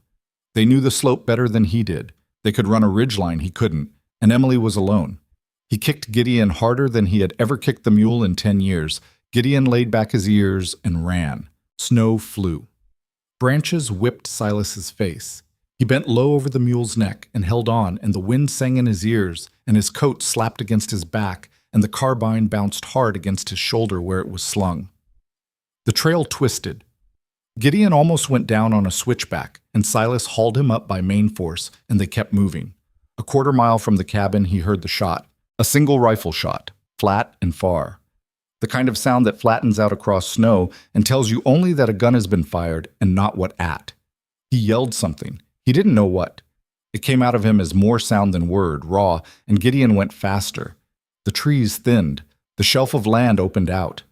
He came around the last bend, and the cabin was there, square and squat and his, with smoke coming out of the chimney and the door. The door was open. The door was wide open, and there was a smear of red across the snow on the porch, and Emily was nowhere. He came off the mule before Gideon had stopped. He hit the snow hard and rolled and was up running with the carbine in his hands. Emily. He saw her. She was on the porch. She had not gone inside. She had come out with the rifle. She was on her knees, and the rifle was across her thighs, and her hands were red, and she was not crying. She was looking at something at the bottom of the porch steps. A wolf. It was big, much bigger than he'd thought, looking at the prints. A male, gray, with a black saddle, lying half on his side at the foot of the steps, with a hole through him that had killed him before he hit the ground. There was blood in a line across the snow leading away from the porch and into the trees. More than one of them had been there. The others had run. Silas dropped to his knees beside her. He didn't think about it. He grabbed her shoulders. Emily, are you hurt? Are you bit? Let me see your hands. I'm not hurt. Let me see. Silas, I'm not hurt. The blood is his. He stared at her. She was pale. Her teeth were chattering. Her lips were nearly blue, but her eyes were not the eyes of a frightened woman. Her eyes were steady. You shot it. I shot it. You said you'd never, I'd never. I know. Where? There were 2. The other one ran. There were 3 more in the trees. They ran when this one fell. Why are you out here? I told you, I know what you told me. I told you not to come out, woman. I told you. Silas. Her voice was low. Her teeth were still chattering. If I had stayed in the cabin, the goat would be dead. The cow would be dead. Maybe the chickens. Probably the door if they got hungry enough. They had come for the corral. They were already at the gate when I came out. I yelled. The big one came at me, so I shot it. You said you didn't know how to... You showed me twice. With the carbine. I remembered. He stared at her. She was not crying. She was not shaking, except with cold. She was kneeling on his porch in his shirt and her own boots. The wrong boots, still the wrong boots. And there was wolf blood across the toes of them, and her braid had come down again, and she had killed a thing he had been afraid of for 3 days. And she was looking at him with those steady eyes and waiting for him to catch up. He caught up. He took her face in his bloody, snowy, gloved hands, and he kissed her.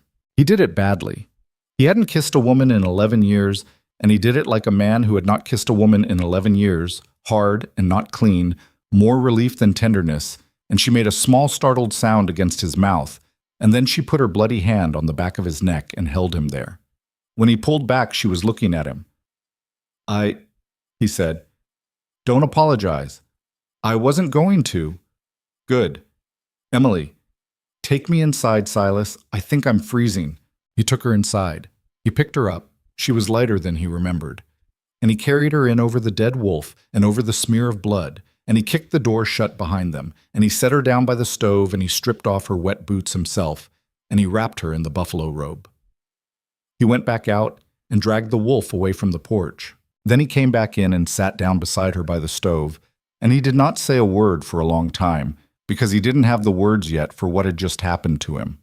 He had gone up the ridge that morning, a man with a tenant. He had come down a man with a wife. She put her head on his shoulder. He let her. The fire snapped in the stove. Outside, the wolves were gone. The snow began to come down again, slow now, almost gentle, sifting onto the body in the yard and the smear of red, and slowly, slowly, covering both.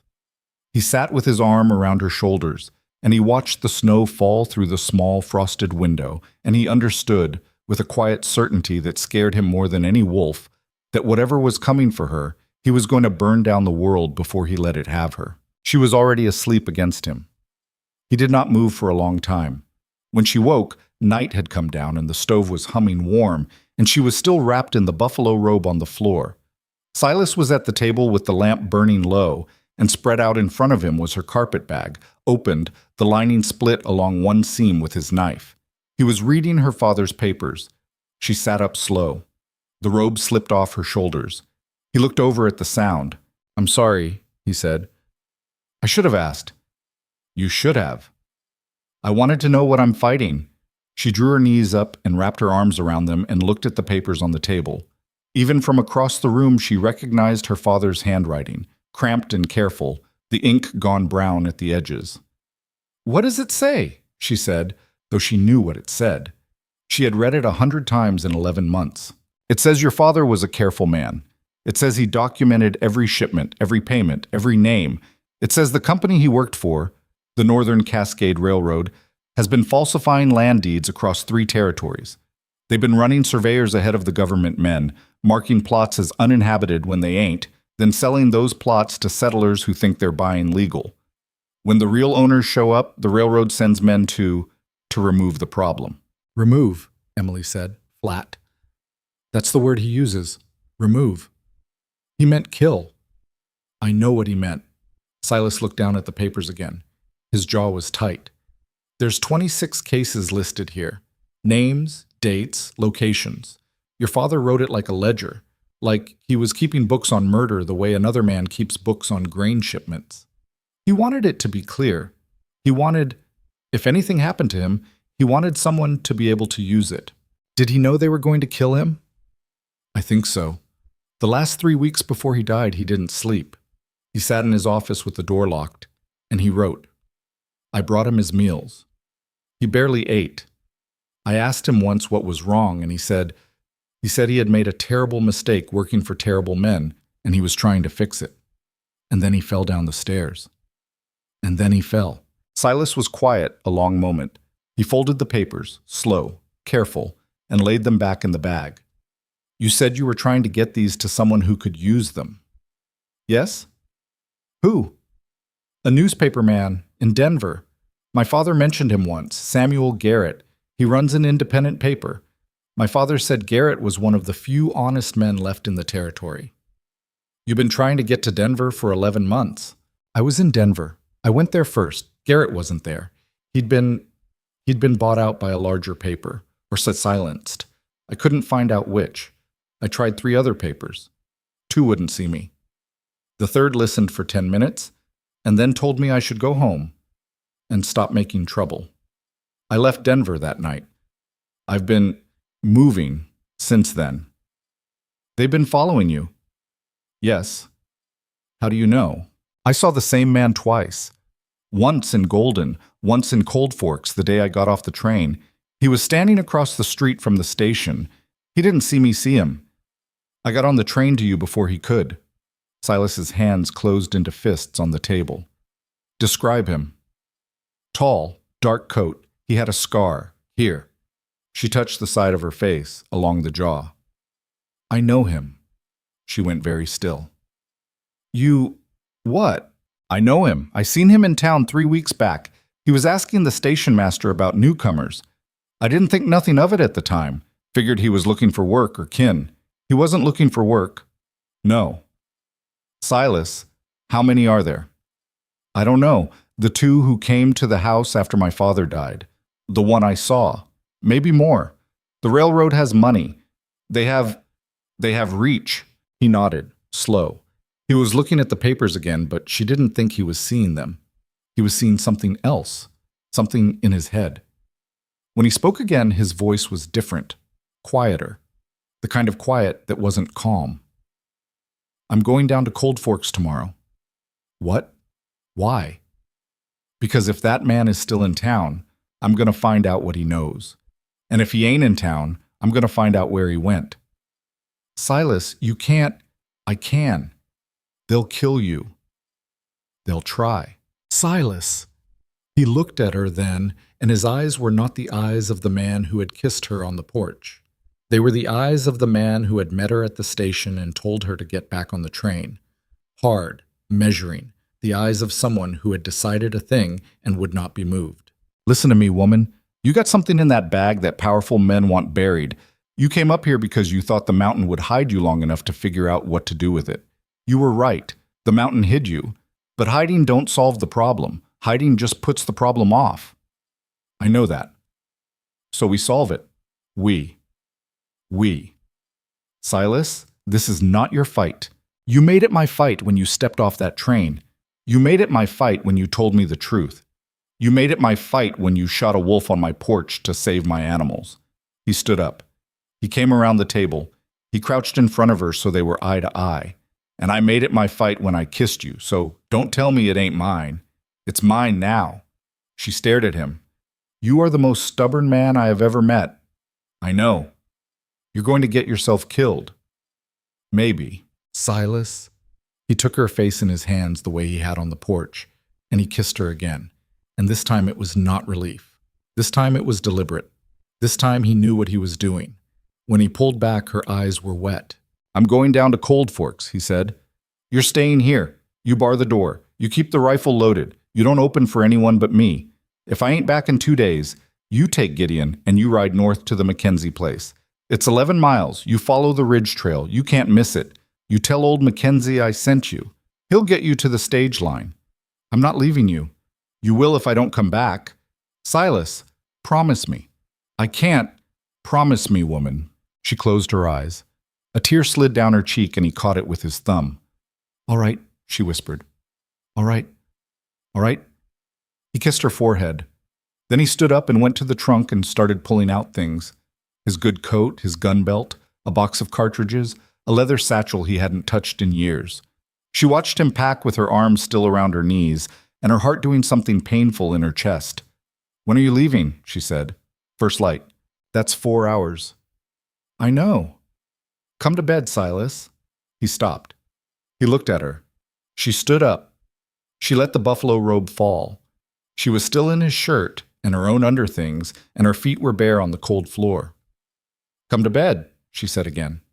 He crossed the room in 3 strides. What? He left before dawn with the stars still sharp overhead, and the cold so complete it made a sound when he breathed. Emily stood in the doorway, wrapped in the quilt, and watched him saddle Ruth. He was taking the mule instead of Gideon because Ruth had a steadier temperament, and he didn't know what he was riding into. He checked the cinch twice. He loaded the satchel with dried meat and hardtack and the papers, wrapped in oilcloth now, that he was going to carry down the mountain like they were his own. When he came back to the porch, she was shivering despite the quilt. "Inside," he said. "Not yet." "Emily, not yet." He put his arms around her, quilt and all, and held her. She pressed her face into his chest.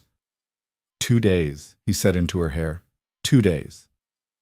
"You remember what I told you?" "I remember." "Say it." "Bar the door. Rifle loaded. If you're not back, I go to Mackenzie." "That's right." She pulled back and looked up at him. Her face was pale in the pre-dawn light, but her eyes were steady. "Come back, Silas." "I will." "Promise me." "I promise." He kissed her once more, hard and quick, and then he let her go and swung up onto Ruth and turned the mule's head down the trail. He didn't look back. If he looked back, he would not leave, and he needed to leave, because the thing that was coming for her was not going to stop coming just because a man loved her. The ride down took 6 hours. The trail was clear. No new snow, the old snow packed hard enough to hold Ruth's weight, but Silas kept the mule to a walk anyway, because his mind was working and he needed the time to work it. By the time Cold Forks came into view in the valley below, gray and small against the white, he had a plan. It was not a good plan, but it was a plan. He left Ruth at the livery with instructions to grain her and water her and keep her ready. The boy at the livery looked at him funny. Silas wasn't a man who came to town often, and when he did, he didn't usually look like he was expecting trouble. But the boy took the mule and didn't ask questions. Silas walked up the main street with his coat open despite the cold, so the gun on his hip showed. He wasn't trying to hide. He was trying to be seen. The town was quiet. It was always quiet this time of year, the cold keeping people indoors, but it felt quieter than usual. Silas passed the mercantile and the assayer's office and the land office, and he kept his eyes moving, checking windows, checking doorways, checking the alleys between buildings. He found what he was looking for at the saloon. The man with the scar was sitting at a back table with a bottle and a glass, and he was alone. He was tall, like Emily had said, and he had the scar along his jaw, and he had the look of a man who had done wet work before and would do it again without losing sleep. He saw Silas, the second Silas, push through the door, and his hand moved under the table. Silas walked straight to the table and sat down across from him. "Hands on the table," Silas said, quiet. The man stared at him. "I said hands on the table. You pull that iron, I'll put 2 in your chest before you clear leather, and we both know it." The man's hands came up slow. He laid them flat on the scarred wood. "I know you," the man said. His voice was rough, like he'd spent a lot of years breathing smoke. "You've been asking about me, about newcomers. 3 weeks back." "Maybe." "Not maybe. You were. You're looking for a woman." The man's eyes narrowed. "What if I am?" "She's mine." "Yours." "Mine. I married her. Legal. Reverend Brattle did the service. It's on record at the land office." The man leaned back in his chair. He looked Silas up and down, slow, and a small, ugly smile pulled at the corner of his mouth. "You know what she's carrying." "I know." "Then you know why I'm here." "I know why you're here. I'm telling you, she ain't here. She's gone." "Gone where?" "North, Canada. I put her on a stage 4 days ago, paid her fare to the border. She's gone and she ain't coming back." The man studied him for a long moment. "You're lying." "I ain't." "You married her and put her on a stage 4 days later. That don't track." "It tracks if the marriage was a mistake. It tracks if I found out what she was carrying and wanted no part of it. It tracks if I'm a man who values his neck over a woman I knew for 3 weeks." The man was quiet. Silas could see him turning it over, weighing it, looking for the lie. "Let's say I believe you," the man said, finally. "Let's say she's gone north. What's to stop me from going up to your mountain and checking for myself?" "Nothing. You can ride up there. It's a hard ride this time of year, but you can make it. You'll find a cabin and a barn and some stock and no woman. And then you'll ride back down and you'll have wasted 2 days and you'll be cold and you'll be angry and I'll still be right." or I find her there and I do what I came to do." Silas leaned forward. He put his hands flat on the table, mirror to the other man's hands, and he kept his voice low and even. "If you ride up there," he said, "and if you find her there, and if you touch her, I will hunt you to the end of the earth, and I will kill you slow. Not fast. Slow. I will make you beg, and I will not stop when you beg. That's a promise. You can test it if you want, but you should know what you're testing before you do." The man held his look. For a long moment, the saloon was very quiet.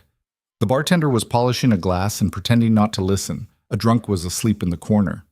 The stove ticked.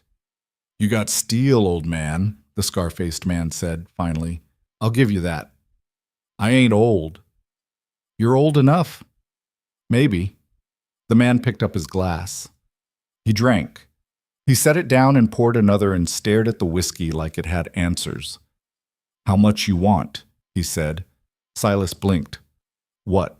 How much you want? To tell me which stage? Which route? How much lead she's got?" "I ain't telling you that. Everything's got a price, old man. Not this. She mean that much to you?" Silas didn't answer. He didn't need to. The answer was in the fact that he was sitting at this table at all. The man laughed. It was a short, bitter sound. "You're a fool," he said. "Probably. You know what's in those papers." "I know. You know what those papers are worth. To the right people." "I know that too." "And you married her anyway." "I did." The man shook his head. He drank again. He was quiet for a long time, and when he spoke again his voice was different, tired. "There's 3 more of us," he said. "They're coming. They'll be here inside a week, maybe less. They don't know about you yet, but they will. And when they do, they won't sit down and talk. They'll come up that mountain and they'll burn you out, and they'll take what they came for and they'll leave you in the snow. You understand me?" "I understand you. So take my advice. Take your mule and ride. Ride far. Forget the woman. Forget the papers. Live." Silas stood up. "You tell your friends," he said, "that if they come up my mountain, they better bring enough men to finish it, because I will not go quiet." He turned and walked out of the saloon. His heart was hammering, but his hands were steady.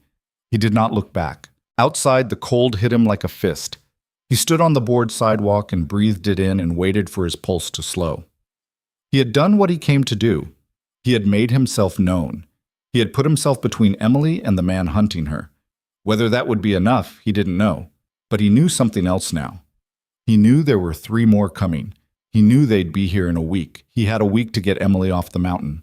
He was halfway back to the livery when he saw the second man. This one was younger, cleaner. He was standing outside the land office with his hands in his pockets and a flat-brimmed hat pulled low, and he was watching Silas with the kind of attention that wasn't casual. Silas kept walking. He didn't slow. He didn't speed up. He walked past the land office like he hadn't seen the man at all. And he felt the man's eyes on his back the whole way. At the livery, he paid the boy double and told him to keep his mouth shut about who had been there. The boy nodded, wide-eyed, and pocketed the coins. Silas rode out of Cold Forks at a trot, and as soon as he was out of sight of the town, he kicked Ruth into a canter and didn't slow her until they were 2 miles up the trail and the trees had closed in thick around them. His hands were shaking now, not from fear, from fury. 3 more coming, a week, maybe less. He had married a woman who was being hunted by men with money and reach and no conscience. And he had known, some part of him had known from the beginning, that it was going to come to this, that the mountain was not far enough, that love was not protection, that the only thing standing between her and them was him, and he was just one man, and one man was not enough, but he was what she had. And he would be enough, or he would die trying. He pushed Ruth harder than he should have. They made the climb back in 4 hours, the mule blowing hard by the time they crested the last ridge. The sun was going down. The cabin sat in its pocket of cleared land with smoke rising from the chimney, and the sight of it did something to his chest that he didn't have words for. He rode up to the porch and swung down, and Ruth stood with her head low, her sides heaving. The door opened before he reached it. Emily was there. She had the rifle in her hands. When she saw it was him, she set it down and came off the porch running, and he caught her and held her, and she was crying into his coat. "I thought," she said, muffled, "I thought you weren't. I'm here. You're late. You said 2 days. It's been... I know. I'm sorry. I'm here. He held her until she stopped shaking. Then he pulled back and looked at her face. We need to talk, he said. I know. Inside. They went inside. He told her everything. The man in the saloon. The scar. The 3 more coming. The week they had, maybe less. She listened without interrupting, her face getting paler as he talked. And when he was done, she sat down at the table and put her head in her hands. I've killed you, she said. You ain't killed me. I've brought this to your door, Silas. You brought yourself to my door. The rest came with. I knew that. I know it now. Don't matter. It matters. Not to me. She looked up at him. Her eyes were red. What do we do? We got 2 choices. First choice, I take you to Mackenzie tonight. He gets you on a stage to the rail line. You go east. You disappear. You bury the papers. And you live quiet somewhere. They'll never find you. And you? I stay here. I tell them you ran. I make it believable. They leave, eventually. No. Emily? No. I am not leaving you here to face them alone. Then we go to the second choice. What's the second choice? He looked at her for a long time. We fight, he said. She didn't blink. 4 men. Maybe more. Maybe more. And us. And us. We'll die, Silas. Maybe not. Those aren't good odds. No, they ain't. She was quiet. The fire popped in the stove. Outside, the wind was picking up again, the way it did at night, rattling the shutters. If we fight, she said finally, and if we win, what then? Then we take the papers to someone who can use them. Not Garrett, someone else, someone bigger, and we burn the whole railroad down. And if we lose, at least we went down swinging. She almost laughed. It came out choked. You are a crazy man, Silas Montgomery. I know. I should have gotten back on the train. Probably. I'm glad I didn't. Me too. She stood up. She came around the table. She put her hands on his chest and looked up at him. All right, she said. All right, what? All right, we fight. He stared at her. You're sure? I'm sure. I didn't come this far to run now. My father didn't die for me to bury what he found. If they want these papers, they're going to have to come through both of us. He kissed her, hard. When he pulled back, he was almost smiling. You're a hell of a woman. You know that. I'm learning. All right then, we got 6 days, maybe 7. We use them. Use them how? We turn this mountain into a place they can't take. How do we do that?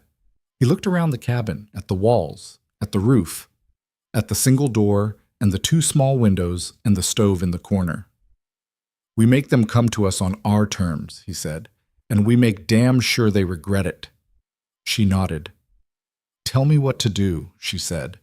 He told her, and for the next 6 days, they worked. They started with the cabin. Silas reinforced the door with a second crossbar and 2 iron brackets he made himself in the forge at the back of the barn. He shuttered the windows from the inside with planks and left only firing slits, wide enough to see through and aim through, but too narrow for a man to shoot back through with any accuracy. He moved the table to the center of the room and stacked it with supplies: ammunition, water, dried meat, medical kit. He cleared a path from the door to the stove to the rifle pegs so that if they had to move fast in the dark, they wouldn't trip. Emily learned to load the rifle. She learned to load the carbine. She learned to load the shotgun Silas pulled down from the rafters, a short double-barrel coach gun he'd won in a card game 10 years back and never fired. He showed her how to check the chambers, how to clear a jam, how to work the actions without fumbling. She practiced until her hands moved on their own. They dug a trench. It was Silas's idea. 20 yards downslope from the cabin, a shallow trench in a rough semicircle, deep enough for a man to crouch in, piled with brush and deadfall to look like natural debris. If they had to fall back from the cabin, if the cabin was lost, the trench was the second line. From the trench, you had a clean shot at the cabin door and both windows. From the trench, you could hold for hours if you had ammunition and nerve. Emily dug beside him. Her hands blistered and bled, and she wrapped them in cloth and kept digging. On the 4th day, Silas set charges. He had 3 sticks of blasting powder left over from a root cellar he'd dug 5 years back. He placed them careful, one under the porch, one at the south corner of the cabin, one in the barn. He ran fuses back to a covered pit behind the trench and buried the ends in oilcloth to keep them dry. If the fight went bad, if they were overrun, he could blow the charges and bring the whole ridge down in fire and smoke and take as many of them as he could with him. Emily watched him bury the fuses and she didn't say a word. She knew what it meant. She knew he was planning for the worst. On the 5th day, they set traps. Wire snares in the trees along the approach trails. Caltrops made from bent nails scattered in the snow and covered with a light dusting so they'd bite through a boot sole. A deadfall at the north trailhead, rigged to drop a whole pine across the path if the trip line was cut. Silas had learned these things in the war. He had not used them since. He had told himself he would never use them again. He used them now. On the 6th day, he taught her to shoot moving. They went out to the clearing behind the barn, and he threw cans in the air, and she fired at them with the carbine. She missed the first 10. She hit the 11th. By the end of the day, she was hitting 1 in 3, and Silas figured 1 in 3 was good enough to make a man think twice. That night, they sat by the stove and cleaned the guns in silence. The work was done. The mountain was ready. All that was left now was the waiting. "Silas," she said after a long time. If we don't make it, don't. If we don't make it, I want you to know." She stopped. She was looking at the rifle in her lap. "I want you to know I would do it again. All of it. I would step off that train again. I would come up here again. I would choose you again." He set down the shotgun. He reached across the space between them and took her hand. "I know," he said. "Do you?" "I know." She squeezed his hand. "I love you, Silas Montgomery." He had not heard those words in 20 years. They landed on him like a blow and like a balm at the same time, and for a moment he couldn't speak. "I love you too, woman," he said, finally, rough. "I love you too." They sat there holding hands in the firelight until the stove burned low and the night pressed cold against the walls, and somewhere far off, down the valley, a wolf called once and went silent. The waiting was over. They were coming. When she woke, night had come down and the stove was humming warm, and she was still wrapped in the buffalo robe on the floor. Silas was at the table with the lamp burning low, and spread out in front of him was her carpet bag, opened, the lining split along one seam with his knife. He was reading her father's papers. She sat up slow. The robe slipped off her shoulders. He looked over at the sound. "I'm sorry," he said. "I should have asked." "You should have. I wanted to know what I'm fighting." She drew her knees up and wrapped her arms around them and looked at the papers on the table. Even from across the room, she recognized her father's handwriting, cramped and careful, the ink gone brown at the edges. "What does it say?" she said, though she knew what it said. She had read it 100 times in 11 months. "It says your father was a careful man. It says he documented every shipment, every payment, every name. It says the company he worked for, the Northern Cascade Railroad, has been falsifying land deeds across 3 territories. They've been running surveyors ahead of the government men, marking plots as uninhabited when they ain't, then selling those plots to settlers who think they're buying legal. When the real owners show up, the railroad sends men to remove the problem." "Remove," Emily said, flat. "That's the word he uses. Remove." "He meant kill." "I know what he meant." Silas looked down at the papers again. His jaw was tight. "There's 26 cases listed here. Names, dates, locations. Your father wrote it like a ledger. Like he was keeping books on murder the way another man keeps books on grain shipments. He wanted it to be clear. He wanted, if anything happened to him, he wanted someone to be able to use it." "Did he know they were going to kill him?" "I think so. The last 3 weeks before he died, he didn't sleep. He sat in his office with the door locked, and he wrote. I brought him his meals. He barely ate. I asked him once what was wrong, and he said he had made a terrible mistake working for terrible men, and he was trying to fix it. And then he fell down the stairs. And then he fell." Silas was quiet a long moment. He folded the papers, slow, careful, and laid them back in the bag. "You said you were trying to get these to someone who could use them." "Yes." "Who?" "A newspaper man in Denver. My father mentioned him once. Samuel Garrett. He runs an independent paper. My father said Garrett was one of the few honest men left in the territory. You've been trying to get to Denver for 11 months. I was in Denver. I went there first. Garrett wasn't there. He'd been bought out by a larger paper. Or silenced. I couldn't find out which. I tried 3 other papers. 2 wouldn't see me. The third listened for 10 minutes and then told me I should go home and stop making trouble.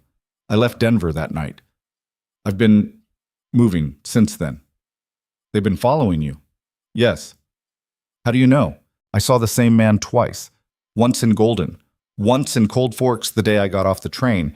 He was standing across the street from the station. He didn't see me see him. I got on the train to you before he could. Silas's hands closed into fists on the table. Describe him. Tall, dark coat. He had a scar. Here. She touched the side of her face, along the jaw. I know him. She went very still. You... what? I know him. I seen him in town 3 weeks back. He was asking the station master about newcomers. I didn't think nothing of it at the time. Figured he was looking for work or kin. He wasn't looking for work. No. Silas, how many are there? I don't know. The 2 who came to the house after my father died. The one I saw. Maybe more. The railroad has money. They have reach. He nodded, slow. He was looking at the papers again, but she didn't think he was seeing them. He was seeing something else. Something in his head. When he spoke again, his voice was different, quieter. The kind of quiet that wasn't calm. I'm going down to Cold Forks tomorrow. What? Why? Because if that man is still in town, I'm going to find out what he knows. And if he ain't in town, I'm going to find out where he went. Silas, you can't. I can. They'll kill you. They'll try. Silas. He looked at her then, and his eyes were not the eyes of the man who had kissed her on the porch. They were the eyes of the man who had met her at the station and told her to get back on the train. Hard, measuring, the eyes of someone who had decided a thing and would not be moved. Listen to me, woman. You got something in that bag that powerful men want buried. You came up here because you thought the mountain would hide you long enough to figure out what to do with it. You were right. The mountain hid you, but hiding don't solve the problem. Hiding just puts the problem off. I know that. So we solve it. We.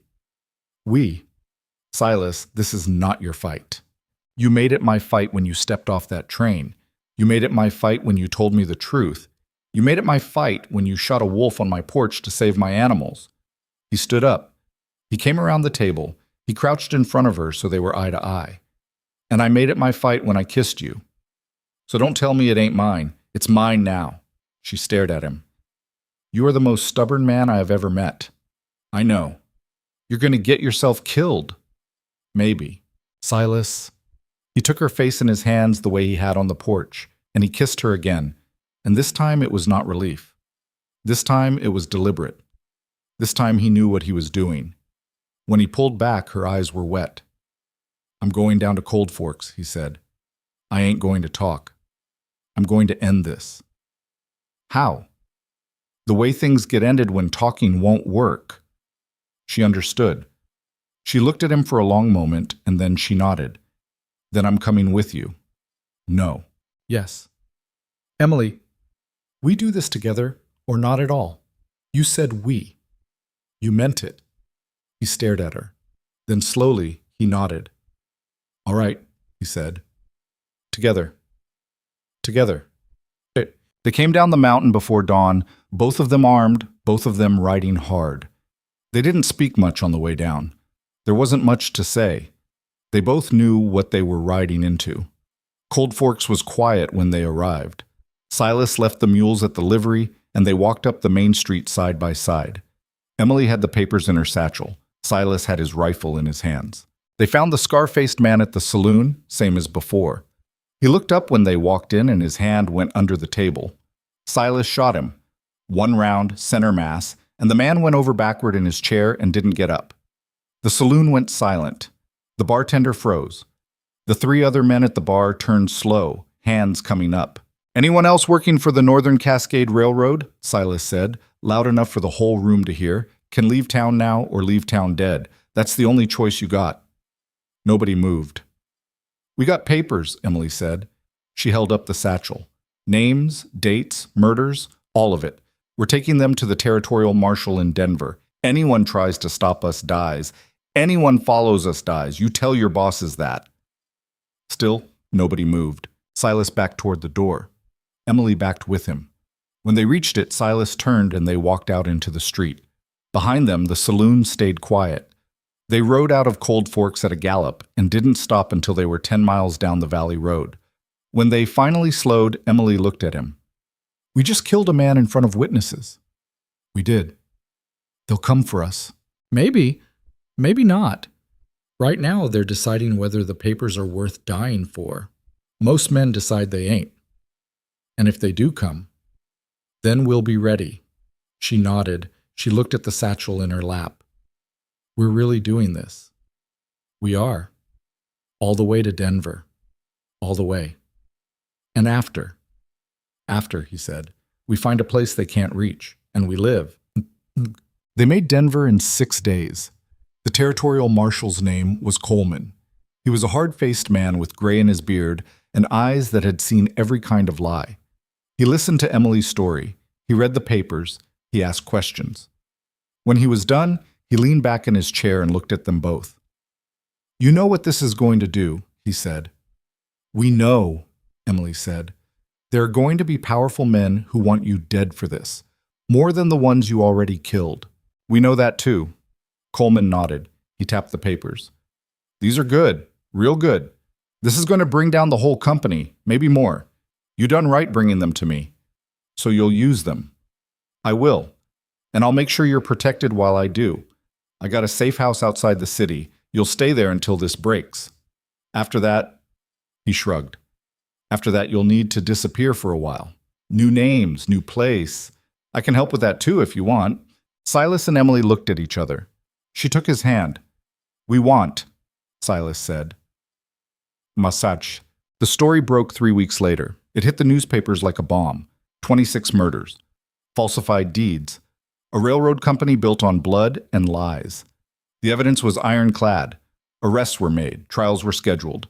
The Northern Cascade Railroad collapsed within a month. Emily read about it in a newspaper in a town whose name she was still learning, sitting on the porch of a small house with a garden plot and a view of nothing but open land. The house was theirs, paid for with reward money the marshal had arranged. The names on the deed were not their real names, but that didn't matter anymore. Silas was inside, building a shelf. She could hear the rasp of his saw. He'd taken to carpentry the way some men take to drink. It gave his hands something to do. She folded the paper and set it aside. The story was over. Her father's work was finished. The men who had killed him were dead or in prison. Justice, finally. Silas came out onto the porch.